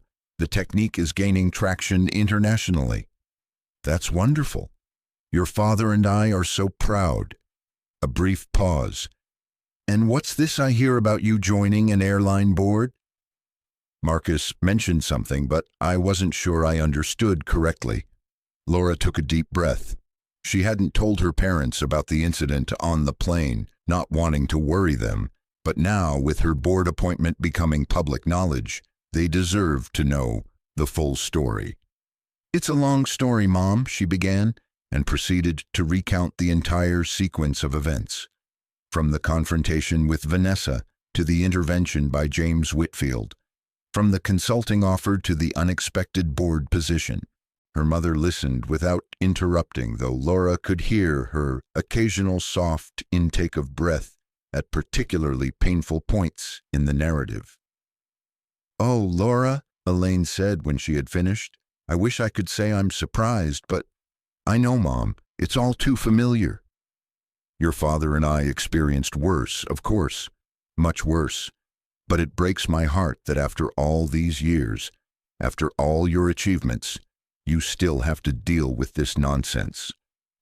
Laura heard the mingled pain and anger in her mother's voice, emotions she had witnessed throughout her childhood, as her parents navigated a world that often viewed them with suspicion or dismissal, despite their education and dignity. "The difference is that this time there were consequences," Laura pointed out, "real structural consequences that might help prevent similar incidents for others." "That is different," Elaine acknowledged. "And that's why I'm proud of you, not just for standing your ground, but for turning this into something bigger than one incident or one person." They talked a while longer, about Laura's patience, about her father's latest community project, about her younger sister's new job, the familiar family connections centering Laura after days of intensity and change. "I should let you go," Elaine said finally. "But, Laura, remember what your grandmother always said." Laura smiled, knowing exactly which family saying her mother was invoking. "Progress isn't a straight line," she quoted. "It's made of 1,000 small curves, and sometimes you have to be the bend in the road." "That's right. You're bending that road, baby. Keep going." After ending the call, Laura returned to the board materials with renewed purpose. Her grandmother, who had cleaned houses for white families while pursuing her education at night, would have been amazed to see her granddaughter joining the board of a major international airline, not because Laura was exceptional, but because the opportunity for such advancement simply hadn't existed in her grandmother's world. Those doors had been firmly closed, regardless of talent or determination. The fact that they were now opening, slowly, partially, and often with resistance, represented progress worth acknowledging and advancing. 3 weeks later, Laura sat in her home office, preparing for her first virtual meeting with Atlantic International's new Passenger Experience and Inclusion Committee. Her initial consulting work had already identified several areas for immediate improvement. 1. The algorithm used to flag suspicious booking patterns that disproportionately targeted passengers with non-Western names. 2. The subjective language and crew training materials about identifying passengers who don't appear to belong in premium cabins. 3. The lack of clear consequences for staff who violated the airline's non-discrimination policies. 4. The absence of an effective reporting system for passengers who experienced discriminatory treatment. Each issue represented a systemic failure rather than individual bias, exactly the kind of structural problem that required board-level intervention to address effectively. Laura's computer chimed with an incoming video call. On her screen appeared James Whitfield, along with 5 other board members and executives who had been assigned to her committee. "Good morning from London, Dr. Richardson," Whitfield began formally. "Thank you for chairing this inaugural meeting of the Passenger Experience and Inclusion Committee." Laura nodded, noting the diversity of the committee members. A deliberate choice, she suspected, to demonstrate the airline's commitment to representation. "Thank you for the opportunity," she replied. "I've prepared an agenda based on my initial findings, but before we dive into specifics, I'd like to establish some ground rules for our work together."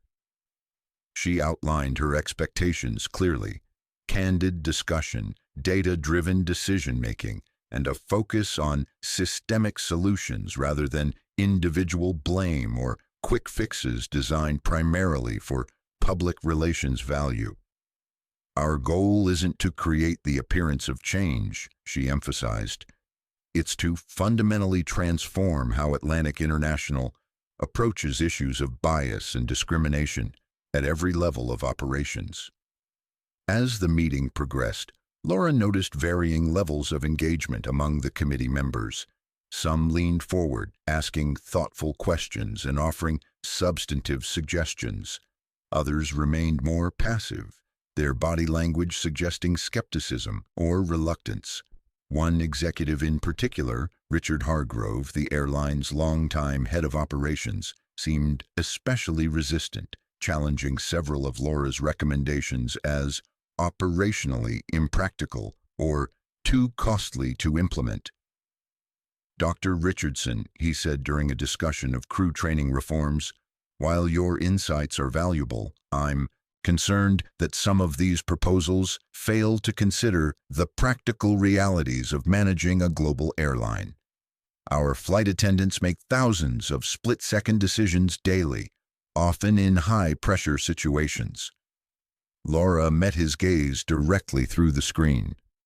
"Mr. Hargrove, I make split-second decisions in high-pressure situations every day as well, with people's lives literally in my hands. The difference is that I'm expected to make those decisions based on objective clinical indicators, not subjective impressions or unconscious biases." She paused, letting her words register before continuing. "What we're talking about isn't eliminating necessary judgment calls. It's ensuring those judgments are based on relevant factors rather than irrelevant ones like a passenger's race or appearance." Hargrove's expression remained skeptical, but he didn't push back further, at least not during this initial meeting. When the session concluded 2 hours later, Laura had secured committee approval for her first set of recommendations, including a comprehensive audit of training materials and the development of a new passenger reporting system for discriminatory incidents. James Whitfield lingered on the call after others had disconnected. "That went well," he observed, "though I notice Richard gave you some resistance." "To be expected," Laura replied calmly. "Change is uncomfortable, especially for those who've been successful under existing systems." "Richard's been with Atlantic for nearly 30 years, Whitfield acknowledged. "His perspective is valuable, but can be entrenched." "I don't need everyone to agree with me," Laura assured him. "I just need enough support to implement meaningful changes, and it seems we have that, at least for the initial phase." Whitfield nodded. "By the way, there's something you should know. The incident on your flight and your subsequent board appointment has begun attracting attention beyond our company. I've received inquiries from several other airlines about our approach." "Industry-wide interest?" Laura raised an eyebrow. "That's promising." "Indeed, What began as an unfortunate incident may be catalyzing broader changes in how airlines approach these issues. Whitfield smiled slightly. Sometimes progress comes from unexpected places. After ending the call, Laura sat quietly for a moment, contemplating the ripple effects already emerging from what had initially seemed like a personal humiliation. The story was expanding beyond one passenger, one flight attendant, one airline, potentially influencing practices that affected millions of travelers worldwide. Her phone buzzed with a text from her brother. "How did the first committee meeting go?" "Productive," she typed back, though not without resistance. "Expected," came his immediate reply. "Remember what Dad says about resistance." Laura smiled. Their father had countless sayings about navigating institutional challenges, wisdom gleaned from decades of pushing for change within educational systems that resisted it. "It means you're pushing on the right pressure points," she completed the familiar quote. The weeks that followed brought a steady rhythm to Laura's dual professional roles. Mornings in the operating room, saving lives through surgical precision. Afternoons in her office, reviewing patient cases and hospital responsibilities. Evenings and weekends increasingly devoted to her work with Atlantic International, analyzing data, revising proposals, and building coalitions for change within the company. The consulting work had expanded beyond her initial expectations. What began as a review of training protocols had evolved into a comprehensive examination of the airline's entire approach to passenger experience, from booking algorithms to complaint handling, from crew evaluations to marketing materials. 1 month after the incident, Laura received an email that caught her by surprise, an invitation to speak at the International Air Transport Association's annual conference on creating inclusive excellence in passenger experience. The message noted specifically that her dual perspective, as both a victim of discrimination and a board member leading reform efforts, would provide unique value to industry leaders grappling with similar challenges. Laura forwarded the invitation to James Whitfield with a simple question. "Thoughts?" His response came quickly. "Tremendous opportunity. This would elevate our work from company-specific to industry-leading. I fully support your participation if your schedule permits." Laura considered the invitation carefully. Her surgical responsibilities were already stretched thin by her airline commitments. Adding a major speaking engagement would further complicate her schedule. But the opportunity to influence industry-wide practices was compelling. The same analytical mind that had revolutionized valve replacement techniques recognized the potential leverage point this represented, a chance to scale the impact of her work exponentially. After consulting with her department chair at Mount Sinai, who supported her growing advocacy role, Laura accepted the invitation. The conference was still months away, giving her time to prepare while continuing her parallel tracks of work.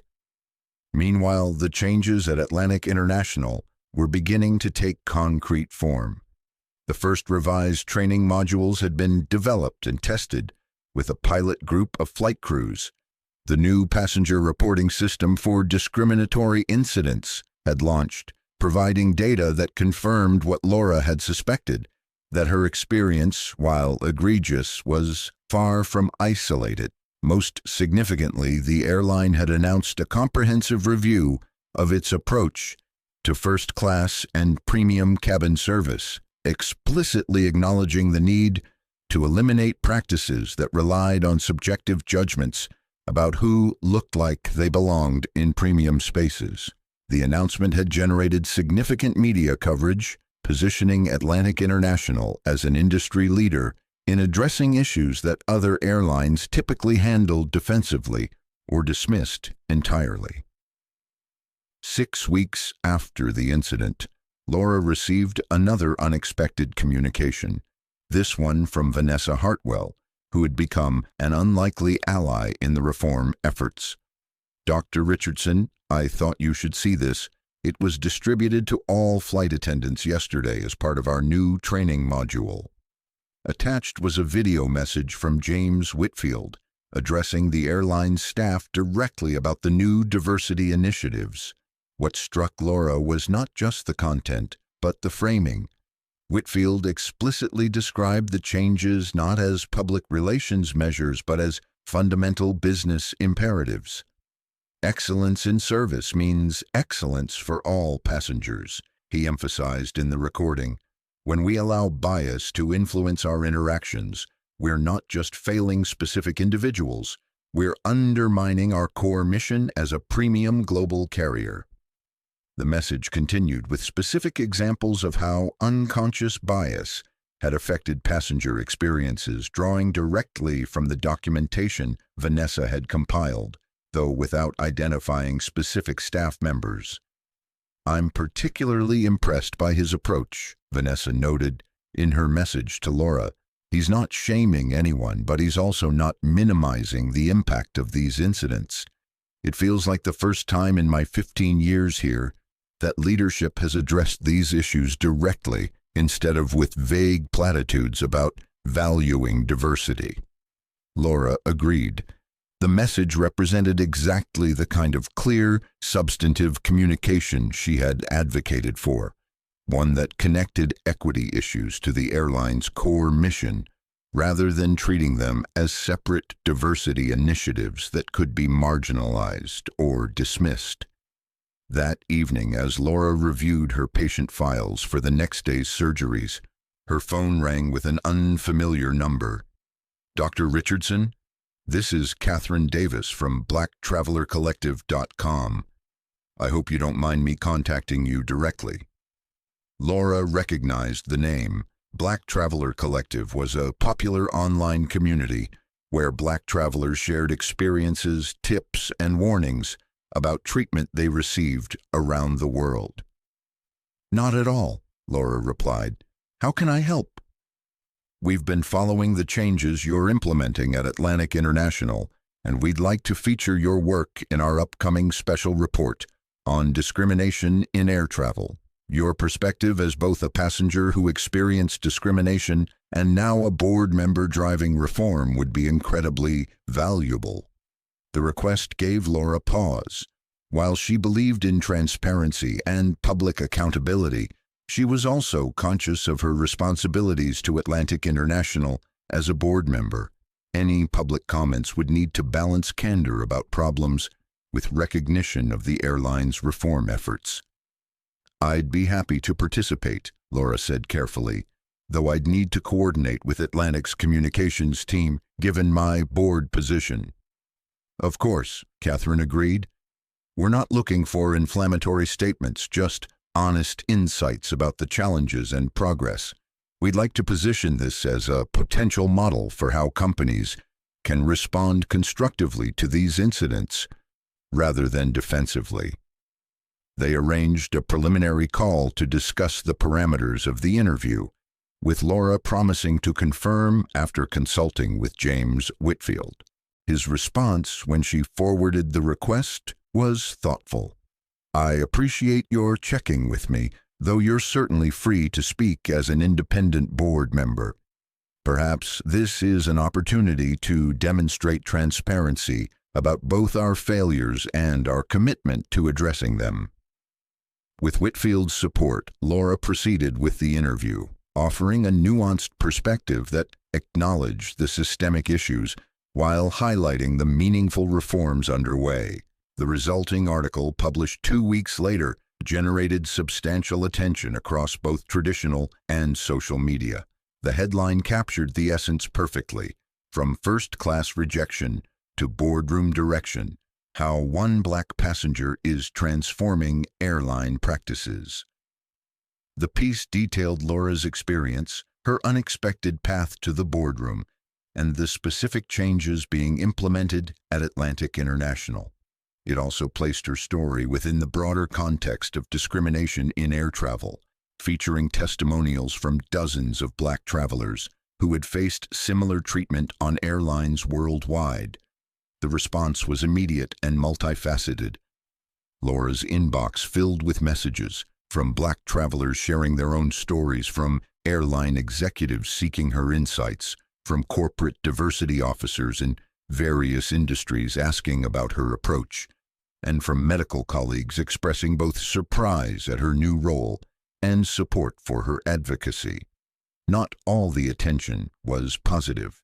Some online commentators questioned her qualifications for a board position, suggesting she had been appointed solely for public relations purposes. Others criticized her for working within the system rather than pursuing legal action against the airline. Laura let these criticisms roll off her back, focusing instead on the substantive work ahead. The most meaningful feedback came from unexpected sources.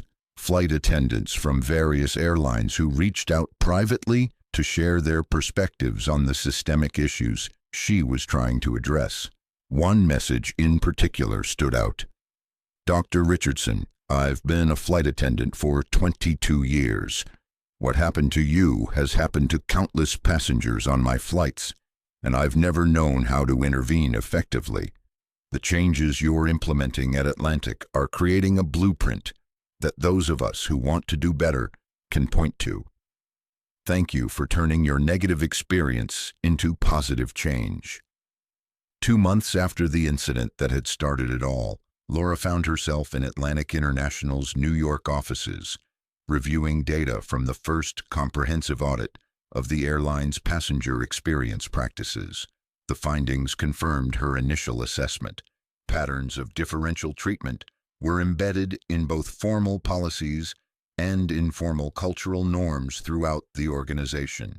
But the data also showed promising responses to the initial reforms, with passenger complaints about discriminatory treatment declining measurably since the new training modules had been implemented.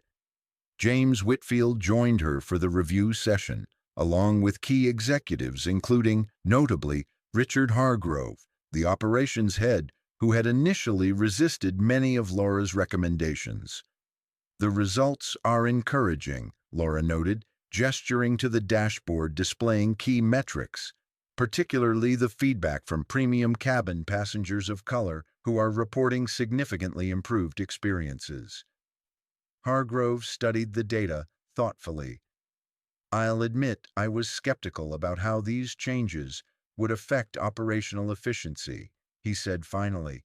"But the numbers don't lie. Complaint processing time is down, crew satisfaction with the new protocols is high, and we're seeing positive passenger response across all demographics. Because treating people with consistent respect isn't just morally right, it's operationally efficient," Laura pointed out. "When crew members don't have to make subjective judgments about who belongs where, they can focus on providing excellent service to everyone." Whitfield nodded approvingly.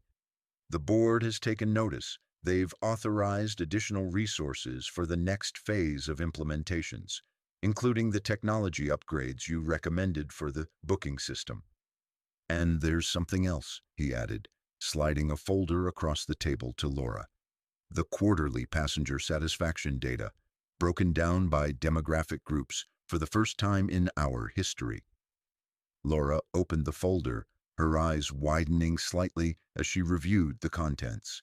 The data showed that historically, Black passengers had reported significantly lower satisfaction scores across all service categories, but those scores had begun to rise steadily since the new initiatives had launched. "This is exactly the kind of metric we need to be tracking consistently," she said, "not just to identify problems, but to measure the effectiveness of our solutions." Hargrove leaned forward, surprising Laura with his engagement. "Dr. Richardson, I've been thinking about your recommendation regarding crew diversity in premium cabins. I initially resisted because of scheduling complexities, but I've developed an implementation approach that might address those concerns while achieving the representation goals you outlined." He presented a detailed plan for ensuring diverse crew composition in first and business class without disrupting operational efficiency. exactly the kind of thoughtful adaptation Laura had hoped to inspire from the airline's existing leadership. "This is excellent work, Richard," she acknowledged, genuinely impressed by his evolution from skeptic to active participant in the change process. As the meeting concluded, Whitfield asked Laura to stay behind for a private conversation. "I wanted to share something with you," he said once the others had departed. "We've been quietly tracking the impact of our public stance on these issues, and the results are fascinating." He showed her an analysis of booking patterns over the past 6 weeks, a period during which Atlantic International's diversity initiatives had received significant media coverage. Bookings from passengers with traditionally African American names have increased 18% year over year, he noted, and overall premium cabin bookings are up 7% across all demographics.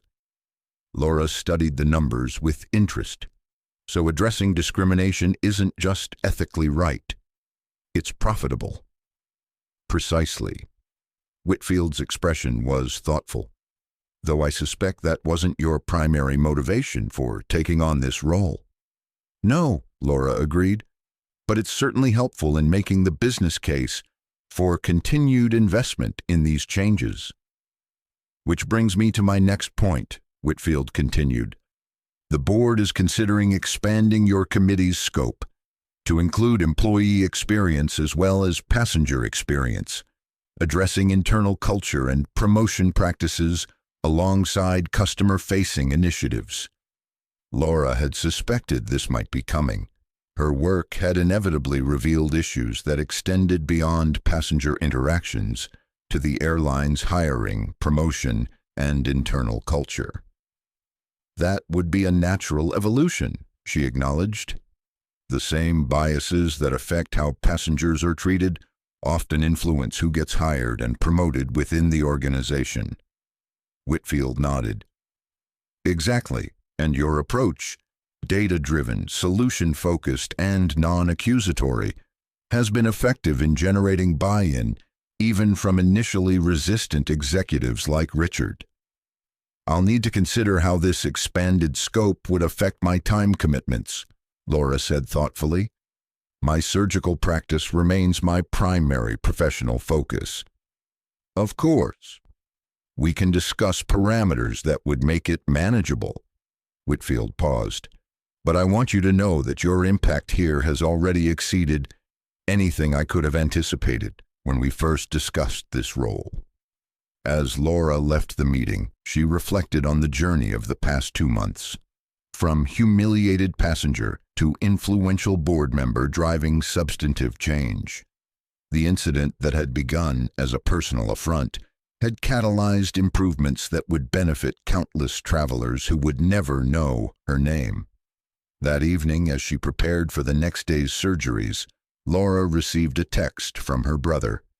"Just booked a first-class ticket on Atlantic for my conference next month.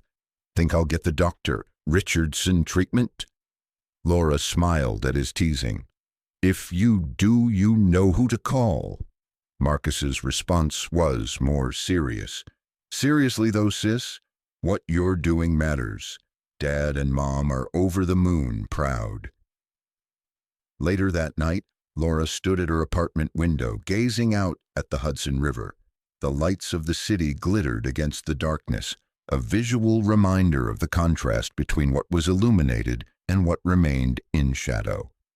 Much of her work with Atlantic International involved bringing shadowed practices into the light, examining the unwritten rules, unconscious biases, and systemic patterns that had allowed discrimination to persist despite official policies prohibiting it. Like surgery, meaningful change required precision, patience, and a willingness to look beyond surface symptoms, to address root causes.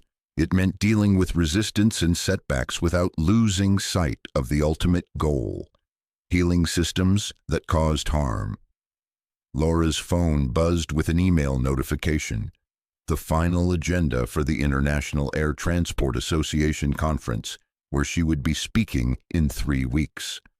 Her session had been moved to the main plenary, reflecting growing industry interest in the reforms she was implementing at Atlantic. The ripples were spreading, just as she had hoped. What had begun with one flight attendant's biased assumption was evolving into an industry-wide conversation about who belonged in premium spaces and how that belonging was defined and defended. 3 months after the incident on Flight 372, Laura stood at the podium of the International Air Transport Association's annual conference, facing an audience of airline executives, industry regulators, and travel journalists from around the world. "Good morning," she began, surveying the crowded room. "I'm Dr. Laura Richardson, and I'm here today wearing 2 hats, as a board member of Atlantic International Airways and as a passenger who experienced discrimination in first class despite having every right to be there." She paused, allowing the assembled industry leaders to absorb the dual perspective she brought to this conversation. "The incident I experienced isn't unique or even unusual. What is unusual is how Atlantic International responded, not with defensiveness or empty apologies, but with a commitment to systemic change." For the next 40 minutes, Laura outlined the comprehensive approach the airline had developed under her guidance. From revised training protocols to algorithmic audits, from crew composition guidelines to measurement frameworks that tracked outcomes by demographic groups, she shared data demonstrating the business benefits of these changes: increased customer satisfaction, improved operational efficiency, enhanced brand reputation, and growing market share among previously underserved passenger segments. "This isn't about political correctness or appeasing critics," she emphasized. "It's about excellence in service delivery for all passengers, regardless of what they look like or what assumptions we might make about them based on appearance." When she concluded, the applause was sustained and genuine. More significant were the questions that followed: detailed, practical inquiries about implementation challenges, resource requirements, and measurable outcomes. These weren't executives engaging in a performative display of concern. They were business leaders recognizing both a problem and a viable approach to addressing it, one that enhanced their bottom line while aligning with evolving social expectations. After the session, Laura found herself surrounded by airline representatives eager to learn more about Atlantic International's approach. Business cards were exchanged, follow-up meetings requested, collaboration opportunities proposed. What struck Laura most was how quickly the conversation had shifted from whether these issues deserved attention to how best to address them, a fundamental change in industry perspective that would have seemed impossible just months earlier. During the conference lunch, Laura found herself seated next to Regina Carter, the newly appointed CEO of a major American carrier and one of the few Black women in a top airline leadership position. "That was an impressive presentation," Regina noted after introducing herself. "Particularly the way you connected inclusion to core business performance, rather than treating it as a separate diversity initiative." "That's been key to gaining buy-in," Laura acknowledged. "When executives see how these issues affect their primary metrics, suddenly they become priorities rather than peripheral concerns." Regina nodded thoughtfully. "I'd be interested in exploring how we might collaborate on industry-wide standards in this area. If multiple airlines adopt similar approaches, we can shift passenger expectations across the entire sector." The suggestion was exactly what Laura had hoped might emerge from her participation in the conference, an opportunity to scale the impact beyond one airline to the broader industry. "I'd welcome that conversation," she replied. "Atlantic has been supportive of sharing our frameworks, rather than treating them as proprietary." By the conference's conclusion, the groundwork had been laid for an industry working group focused on inclusive passenger experience standards. with Laura invited to serve as a founding advisor alongside her role at Atlantic International. The flight home from the conference provided a fitting symmetry to Laura's journey. Once again, she boarded a plane in first class, her Diamond Elite status and premium ticket unquestioned as she was warmly welcomed aboard. The difference was that now the flight attendant greeting her, a young black woman, did so with a subtle but unmistakable look of recognition and appreciation. "It's an honor to have you on board, Dr. Richardson," she said quietly as she checked Laura's boarding pass. "What you're doing means more than you know to crew members like me." As Laura settled into her seat, she reflected on the months since that initial confrontation with Vanessa Hartwell. What had begun as a humiliating experience had transformed into an opportunity for impact far beyond anything she could have anticipated. Her phone buzzed with a text from James Whitfield. "Just received board approval for full implementation of your recommendations across all Atlantic routes and service classes. Announcement going public tomorrow." Laura smiled, feeling a sense of accomplishment, distinct from but equally meaningful as her surgical achievements. Lives were improved in different ways, some through medical intervention, others through systemic change that prevented harm before it occurred. Both required precision, courage, and a willingness to look beyond symptoms to underlying causes. Both reflected her fundamental commitment to healing, whether individual hearts or collective systems. The plane accelerated down the runway, lifting smoothly into the sky. Below, London shrank into miniature. Buildings, roads, and rivers reduced to a tapestry of human creation, borders and boundaries visible only because people had decided they should exist. Laura gazed out at the horizon, thinking about other boundaries, the invisible lines that determined who belonged where, who was questioned and who was welcomed, who was assumed to be in the right place and who was presumed to be an intruder. Those lines hadn't disappeared. But through her unexpected journey from passenger to board member, from victim to change agent, Laura had helped make them more visible and therefore more possible to redraw. The plane leveled off at cruising altitude, the captain announcing clear skies ahead for their journey home. Laura opened her laptop to review surgical cases scheduled for the following day, seamlessly transitioning back to her primary professional identity. But as she worked, she knew that something fundamental had shifted in her understanding of her own capacity for impact. The precision that made her an exceptional surgeon had proven equally valuable in diagnosing and addressing systemic bias. The determination that had carried her through years of medical training had found new application in navigating corporate resistance to change. Most importantly, the voice that had refused to be silenced when Vanessa Hartwell tried to remove her from first class had amplified into something more powerful, an influence that extended far beyond one flight or one airline to touch countless lives she would never know. 6 months after the incident on Flight 372, Atlantic International Airways issued a press release announcing record passenger satisfaction scores across all demographic groups and service classes. The statement highlighted the airline's comprehensive approach to inclusive excellence, now being adopted as a model by competitors across the industry. Laura read the announcement with quiet satisfaction. The work wasn't finished. Meaningful change never was, but the foundation had been laid for sustainable transformation that would outlast her direct involvement. That evening, as she prepared for a dinner celebrating her parents' 40th wedding anniversary, Laura's phone rang with James Whitfield's number. "Dr. Richardson," he greeted her warmly. "I wanted to share some news before it becomes public tomorrow." "What's that?" Laura asked, curious about his tone, pleased but also slightly hesitant.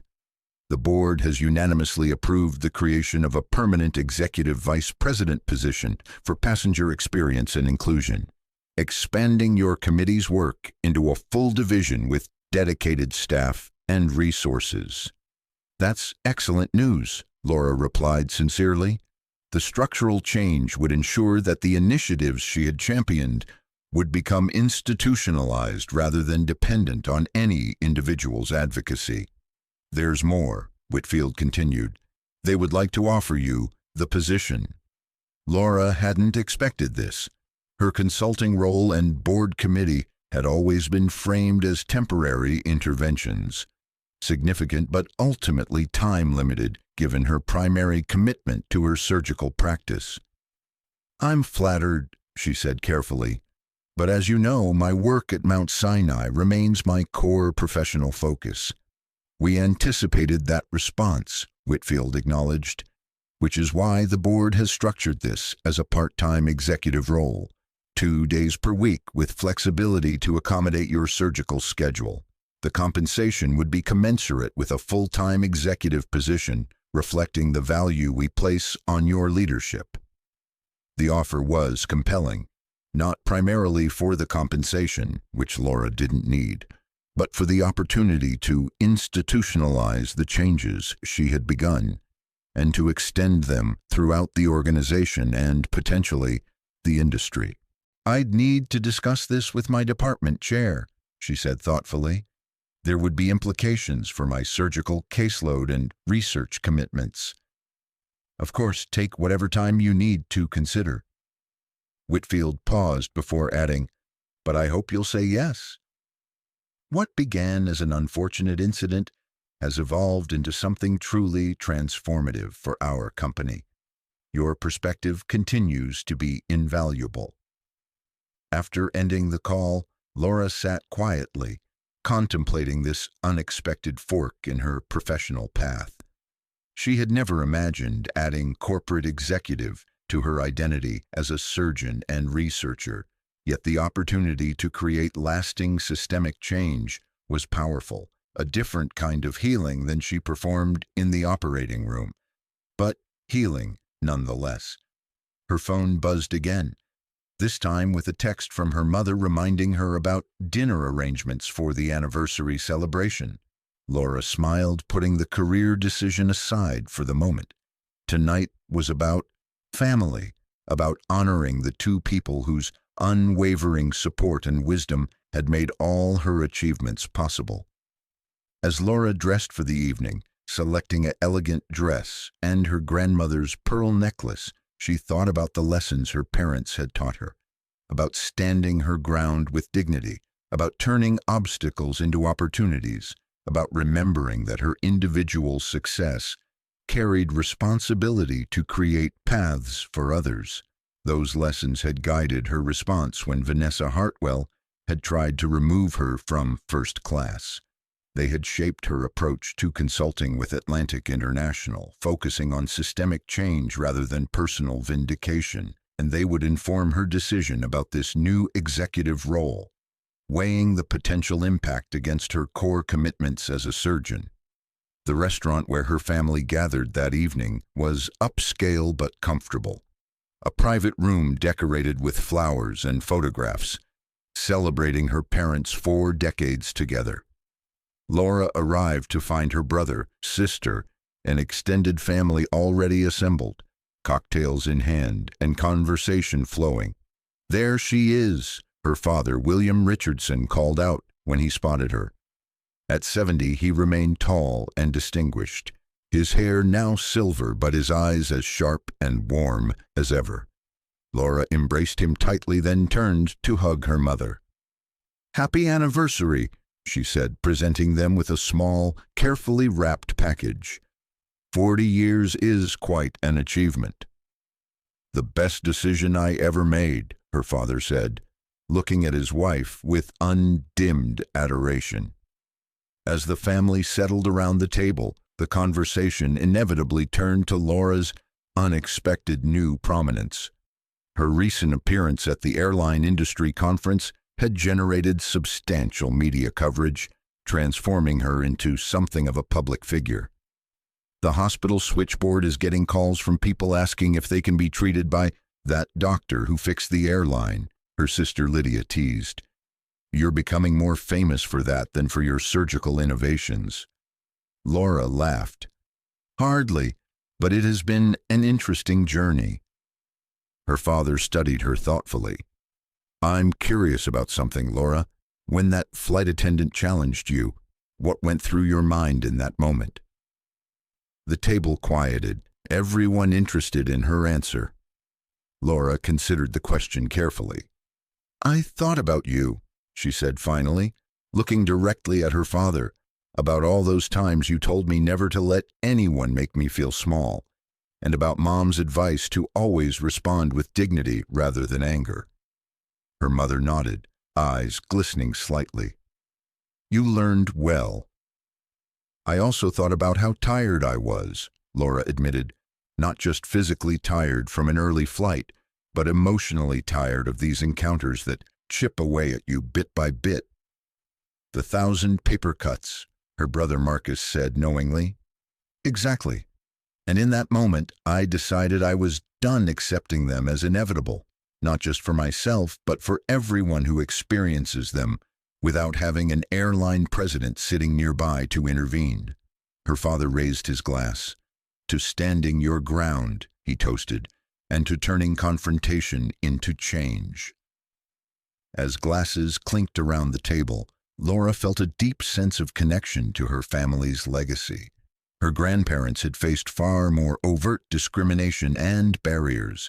Her parents had navigated more subtle but still significant obstacles, and now she was addressing the persistent biases that remained, each generation pushing forward from where the previous one had brought them.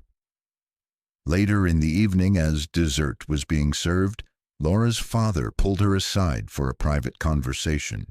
"Your mother told me about the executive position they've offered you," he said.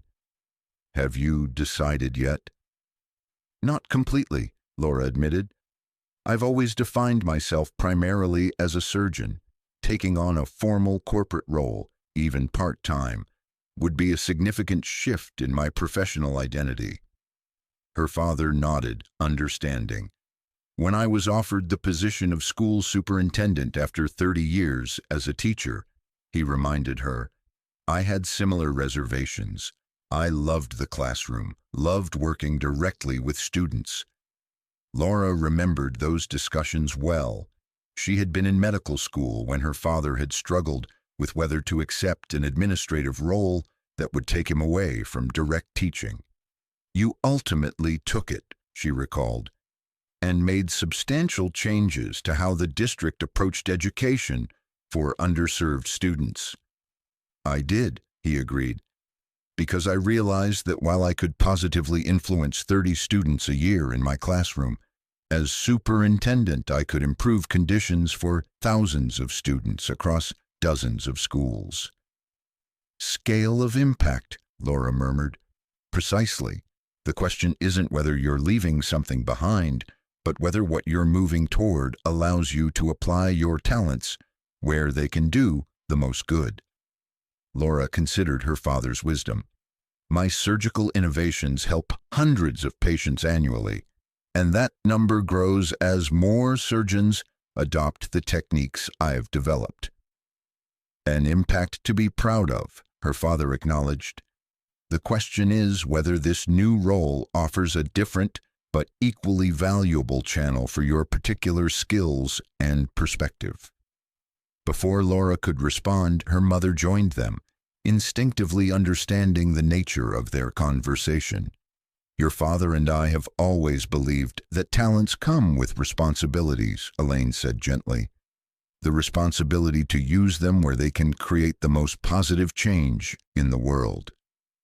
"That's what I'm trying to determine," Laura explained. "Where my specific abilities can make the greatest difference." Her mother took her hand. "The beautiful thing about your life, Laura, is that this isn't an either-or decision. You've earned the right to define your own path, to be both a groundbreaking surgeon and a corporate change agent, if that's what calls to you." "A portfolio career," her father suggested, "drawing on different aspects of your expertise in complementary ways." Laura smiled at her parents' unwavering support. 40 years together had harmonized their perspectives, allowing them to approach problems from complementary angles while arriving at similar conclusions. "I'm leaning toward accepting," she admitted, "with clear parameters about my continued surgical practice and research. The potential for systemic impact is compelling, especially now that other airlines are looking to Atlantic International as a model." "Then I suspect you've made your decision," her father said with a knowing smile, "even if you haven't fully acknowledged it yet." As the family celebration continued around them, Laura felt a sense of clarity beginning to emerge. Her parents' anniversary was a testament to their enduring commitment to each other, but also to the values they had instilled in their children, values that now guided Laura's consideration of this unexpected career evolution. 2 days later, Laura sat in her department chair's office at Mount Sinai, outlining the executive offer from Atlantic International Airways. Dr. Lawrence Goldman, a respected cardiothoracic surgeon in his 60s, who had mentored Laura early in her career, listened attentively as she explained the scope of the position and its potential implications for her hospital responsibilities. 2 days per week, he repeated when she had finished, with flexibility to maintain your most critical surgical cases and research oversight. "Yes," Laura confirmed. "I've calculated that I would need to reduce my surgical schedule by approximately 30%, shifting some cases to other attending surgeons while maintaining direct involvement in the complex valve replacements that utilize my technique." Goldman leaned back in his chair, considering. "5 years ago, I would have fought to keep you focused exclusively on surgery. Your technical skills and innovations are extraordinary." "And now?" Laura prompted when he paused. "Now I find myself more intrigued by the potential synergies," he admitted. "Your work at Atlantic International has already attracted attention from healthcare executives interested in applying similar approaches to addressing bias in medical settings." Laura nodded, having noticed this development herself. Several hospital systems had reached out following her airline industry conference presentation, seeking insights on how her methodology might translate to healthcare environments. "There's a natural connection," she acknowledged. "Both airlines and hospitals are complex systems where biases can affect service delivery in ways that range from uncomfortable to life-threatening." "Exactly," Goldman leaned forward, "which is why I'm inclined to support this arrangement with one condition." "What's that?" "That you consider developing a formal application of your approach for healthcare settings, perhaps a seminar for our own leadership team, with potential expansion to other hospitals if successful." The request surprised Laura, though in retrospect it shouldn't have. Dr. Goldman had always been forward-thinking, particularly around issues of healthcare equity. "That's actually a compelling idea," she said thoughtfully. "The frameworks we've developed at Atlantic could be adapted for clinical environments, focusing on how unconscious bias affects assessment, diagnosis, and treatment decisions." "Precisely my thinking." Goldman smiled. "So while Mount Sinai might lose some of your surgical hours, we could gain valuable insights for our broader institutional approach to healthcare equity." The conversation continued, addressing practical details of schedule adjustments, resident supervision, and research continuity. By its conclusion, Laura had not only secured her department chair's support for the new arrangement, but had also identified an unexpected opportunity to extend the impact of her airline work into healthcare settings. As she left Goldman's office, Laura felt the last pieces falling into place. The executive role at Atlantic International Airways wasn't a deviation from her medical career, but an expansion of it, applying her analytical skills and commitment to excellence in a different but complementary domain. That evening she called James Whitfield to formally accept the position, outlining her conditions regarding schedule flexibility and continued surgical practice. His enthusiastic response confirmed that the airline valued her leadership enough to accommodate these parameters. "Excellent," Whitfield said, obvious pleasure in his voice. "I'll have the formal offer letter revised to reflect these terms and sent to you tomorrow. We'd like to announce the appointment next week, if that works with your timeline." "That's fine," Laura agreed, "though I'd appreciate reviewing the announcement language before it goes public." "Of course. We'll coordinate with Mount Sinai's communications team as well, to ensure the messaging aligns from both organizations." After ending the call, Laura stood at her apartment window gazing out at the city lights. The path that had opened before her was unexpected, but increasingly clear. A unique opportunity to address systemic issues at a scale beyond individual intervention. Her phone buzzed with a text from her brother. "Decision made." "Yes," she replied simply, moving forward with both roles. "Perfect," came his immediate response. "Never either or with you. Always both and." Laura smiled at her brother's perceptiveness. Throughout her life, she had resisted false dichotomies and artificial limitations. Why should this decision be any different? 1 week later, the joint announcement from Atlantic International Airways and Mount Sinai Hospital made headlines across multiple sectors: aviation, healthcare, business leadership, and diversity advocacy. The appointment of Dr. Laura Richardson as Executive Vice President for Passenger Experience and Inclusion, while maintaining her role as a practicing cardiothoracic surgeon and researcher, represented an innovative approach to leadership that captured media attention. Dr. Richardson brings unique expertise to this position. The statement quoted James Whitfield. Her analytical rigor, commitment to excellence, and ability to diagnose systemic issues have already transformed Atlantic International's approach to passenger experience. This appointment institutionalizes her leadership while respecting her continued contributions to healthcare. The response was overwhelming. Interview requests from major business publications, invitations to speak at corporate leadership conferences, and messages from younger professionals, particularly women of color, who saw in Laura's dual role a new model for career development that didn't require choosing between different aspects of their expertise and interests. Most meaningful to Laura were the responses from Black travelers who had experienced discrimination similar to hers, but without the resources or platform to address it effectively. Their messages of gratitude and hope confirmed that her decision to accept the executive position extended beyond personal career advancement to meaningful representation and systemic change. 9 months after the incident on Flight 372, Laura stood at the podium during Atlantic International Airways' annual shareholder meeting, presenting the first comprehensive results of the initiatives she had helped implement. The data was compelling.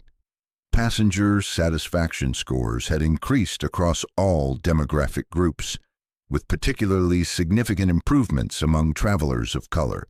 Complaint rates regarding discriminatory treatment had declined by 67%, while positive feedback about inclusive service had increased by 42%. Most notably from a business perspective, the airline's market share had grown in key segments, with a 23% increase in premium bookings from passengers with traditionally African American names and a 16% increase in international bookings from Asian and Middle Eastern travelers.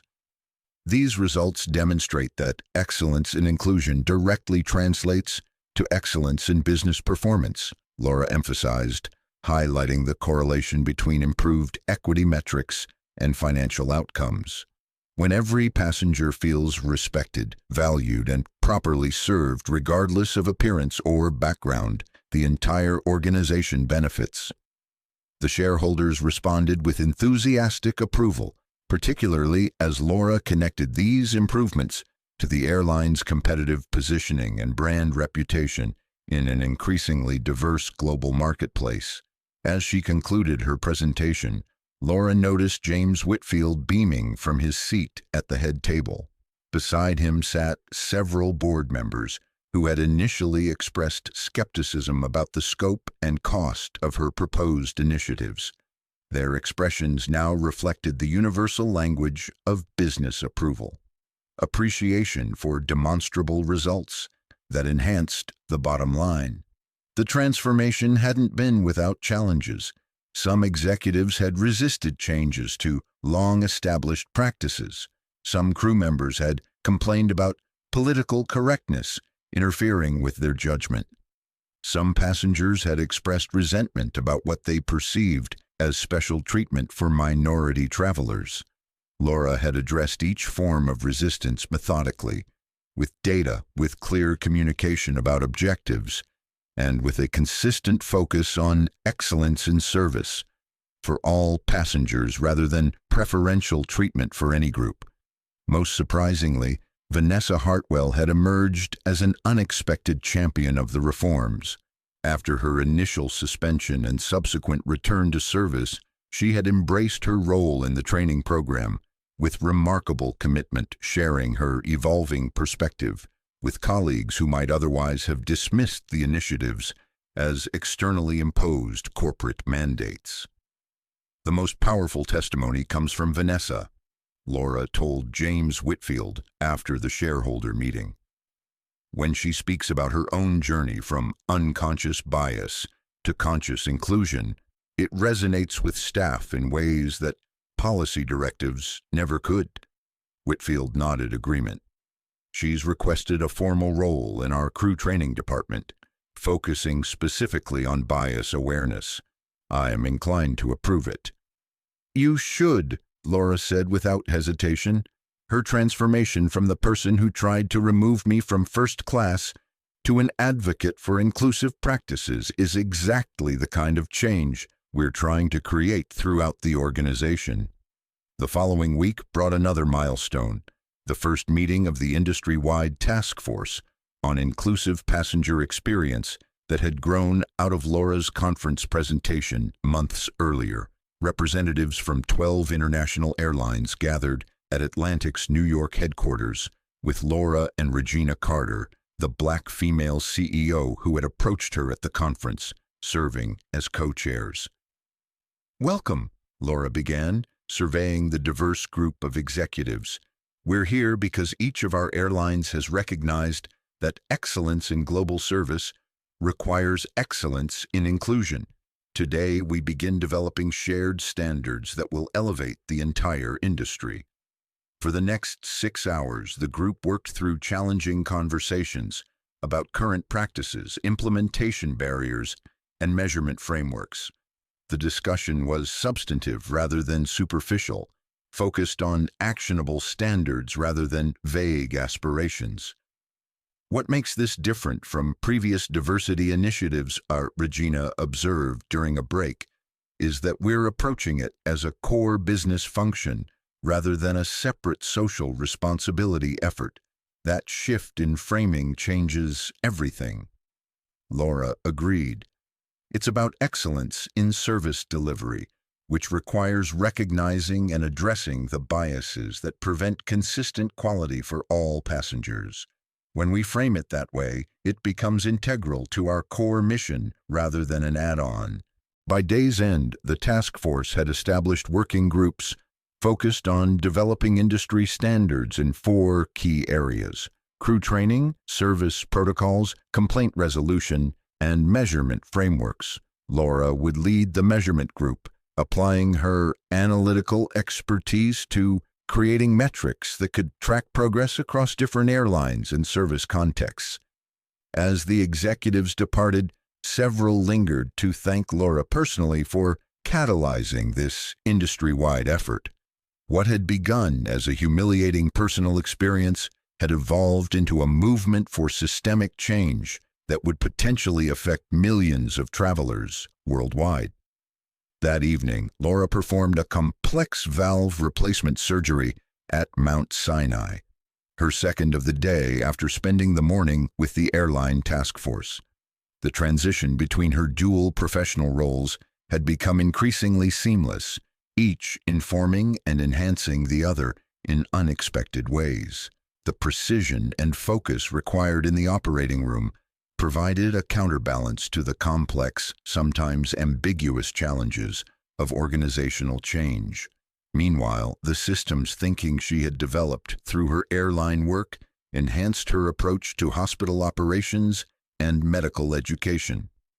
As she completed the intricate procedure, Laura found herself reflecting on how this dual path had evolved from an incident that, at the time, had felt like nothing but a personal humiliation.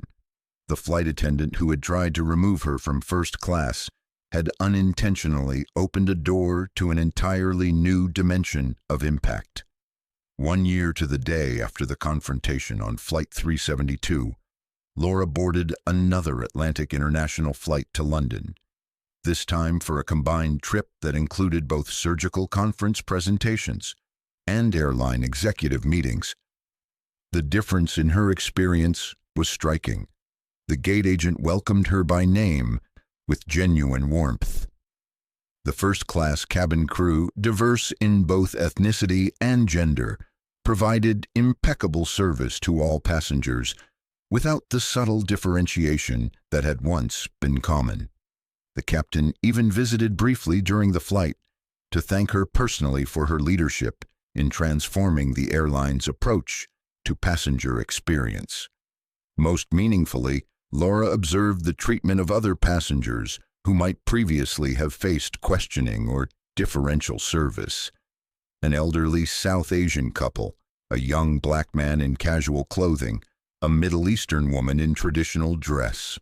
Each received the same respectful, attentive service as the white business travelers in designer suits. Midway through the flight, Laura noticed a young black woman in business class, working intently on what appeared to be medical textbooks. The flight attendant serving her section was treating her with the same attentive respect as the older white executives seated nearby. The scene might have seemed unremarkable to casual observers, simply professionals traveling comfortably receiving appropriate service. But Laura recognized the significance of what wasn't happening. The absence of the subtle signals of doubt, the questioning glances, the slight hesitations that had once been routine when black passengers occupied premium spaces. As the plane began its descent into London, the captain made a standard announcement thanking passengers for choosing Atlantic International Airways. Then he added something that made Laura smile. Our airline is committed to providing excellence in service to all our passengers, regardless of background or appearance. If your experience today has fallen short of that standard in any way, please let us know through our feedback system so we can continue improving. The simple statement, now standard on all Atlantic flights, represented the institutionalization of the changes Laura had championed. A public commitment that would outlast any individual's involvement and continue shaping passenger experiences long after her direct leadership ended. That was the true measure of success, not just resolving individual incidents or changing specific policies, but transforming organizational culture in ways that became self-sustaining. The airline would continue evolving, continue facing challenges, continue needing vigilance against bias and discrimination. But the foundation had been laid for addressing these issues systematically rather than reactively. As the plane touched down at Heathrow, Laura prepared to transition back to her identity as a cardiothoracic surgeon presenting at an international medical conference. Tomorrow she would stand before her peers discussing the 5-year outcomes of her valve replacement technique, contributing to the advancement of her primary field. But today, as Executive Vice President for Passenger Experience and Inclusion, she had witnessed the tangible results of her other professional role. the transformation of an airline's approach to service, the elevation of excellence for all passengers, the creation of a model that was influencing practices industry-wide. The flight attendant who had tried to demote her to premium economy 1 year ago had inadvertently catalyzed changes that now benefited countless travelers who would never know Laura's name or story. The humiliation had been transformed into systemic improvement, the confrontation into constructive change. As Laura disembarked, she nodded a silent acknowledgement to the flight crew standing at the exit. They didn't know that exactly 1 year ago, she had walked off another Atlantic International flight, feeling diminished and disrespected despite her accomplishments and status. Today, she walked off feeling a different kind of professional satisfaction, not just from being recognized and respected herself, but from seeing that same recognition and respect extended to everyone regardless of appearance or assumptions. The path forward remained challenging. Biases deeply embedded in organizations and individuals didn't disappear overnight.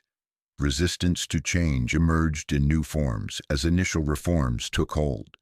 The work required constant vigilance, data-driven assessment, and willingness to adapt strategies based on results.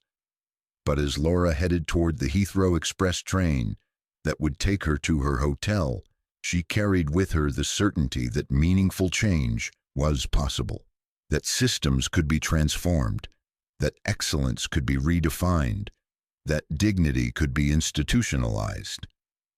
One flight attendant's biased assumption had created an opening for precisely the kind of systemic intervention Laura was uniquely qualified to lead. The incident that had begun as a personal affront had evolved into an opportunity for impact far beyond what either she or Vanessa Hartwell could have imagined that morning at JFK International Airport. Laura checked her watch. Her first conference session began in 3 hours, barely enough time to reach her hotel, change, and review her presentation one final time. The medical aspect of her dual professional identity was calling, requiring the same focus and precision she brought to her airline responsibilities. As she navigated through the busy terminal, Laura spotted a billboard featuring Atlantic International's new advertising campaign, diverse passengers enjoying premium service, with the tagline, "Excellence for Everyone." She smiled slightly, recognizing the influence of her work in both the imagery and the messaging. The changes were taking hold, becoming part of the airline's public identity and customer promise. That was the power of addressing issues systemically rather than individually, the ability to transform not just isolated incidents, but fundamental patterns, creating ripple effects that extended far beyond any single interaction. Laura Richardson, MD, Executive Vice President for Passenger Experience and Inclusion, headed toward her next professional commitment, carrying with her the satisfaction of witnessing how standing her ground with dignity 1 year ago had opened pathways for change that now benefited countless others. The flight attendant had demoted the wrong passenger that day, not because Laura was a surgeon or held elite status, but because she was a person who refused to accept discrimination as inevitable and had the skills to transform confrontation into constructive change. As Laura stepped onto the train that would carry her into London, her phone buzzed with a message from James Whitfield. Just received industry survey results. Atlantic ranked #1 in passenger experience across all demographic groups. Your leadership made this possible. Laura smiled as she typed her response. Not my leadership alone. Change happens when everyone recognizes their role in creating inclusive excellence. She put her phone away and gazed out at the English countryside speeding past. The journey from that confrontation 1 year ago to today's industry leadership position had been unexpected but profoundly meaningful. A reminder that sometimes the most significant opportunities for impact emerged from the very moments that seemed designed to diminish and exclude. The train continued toward London, carrying her toward her next professional contribution. Behind her, at Heathrow Airport, another Atlantic International flight was preparing for departure. Its crew trained under protocols Laura had helped develop, its passengers experiencing the benefits of systems designed to ensure consistent respect, regardless of appearance or background. That was the true victory. Not personal recognition or compensation, but sustainable change that would continue improving experiences long after the initial incident had been forgotten by everyone except those directly involved. The flight attendant had demoted the wrong passenger. The airline president had upgraded an entire system, and Dr. Laura Richardson had transformed a moment of personal humiliation into an opportunity for impact that extended far beyond her own experience, creating ripples of change that would continue expanding long after this anniversary had passed. As the London skyline appeared on the horizon, Laura opened her laptop to review her medical presentation, seamlessly transitioning between her dual professional identities. The path forward in both domains remained challenging but clear, applying precision, analysis, and unwavering commitment to excellence in ways that healed not just individual patients, but systems that affected countless lives. The wrong passenger, the right leader, the journey continued. Have you ever witnessed someone being treated unfairly based on appearances? What happens when the person being discriminated against turns out to have hidden credentials or status? Our story today explores exactly this situation, when a flight attendant's snap judgment about who belongs in first class leads to consequences no one could have anticipated. What would you have done in Dr. Richardson's position? Would you have accepted compensation and moved on, or seized the opportunity to create systemic change? Let us know your thoughts in the comments below. If this story resonated with you, please hit the subscribe button and share it with someone who might appreciate this journey of dignity, justice, and transformation. Remember that sometimes the most powerful response to discrimination isn't anger, but strategic action that creates lasting change. Until next time, this is a reminder that the most effective way to respond to injustice might not be with outrage, but with the quiet determination to transform systems from the inside out.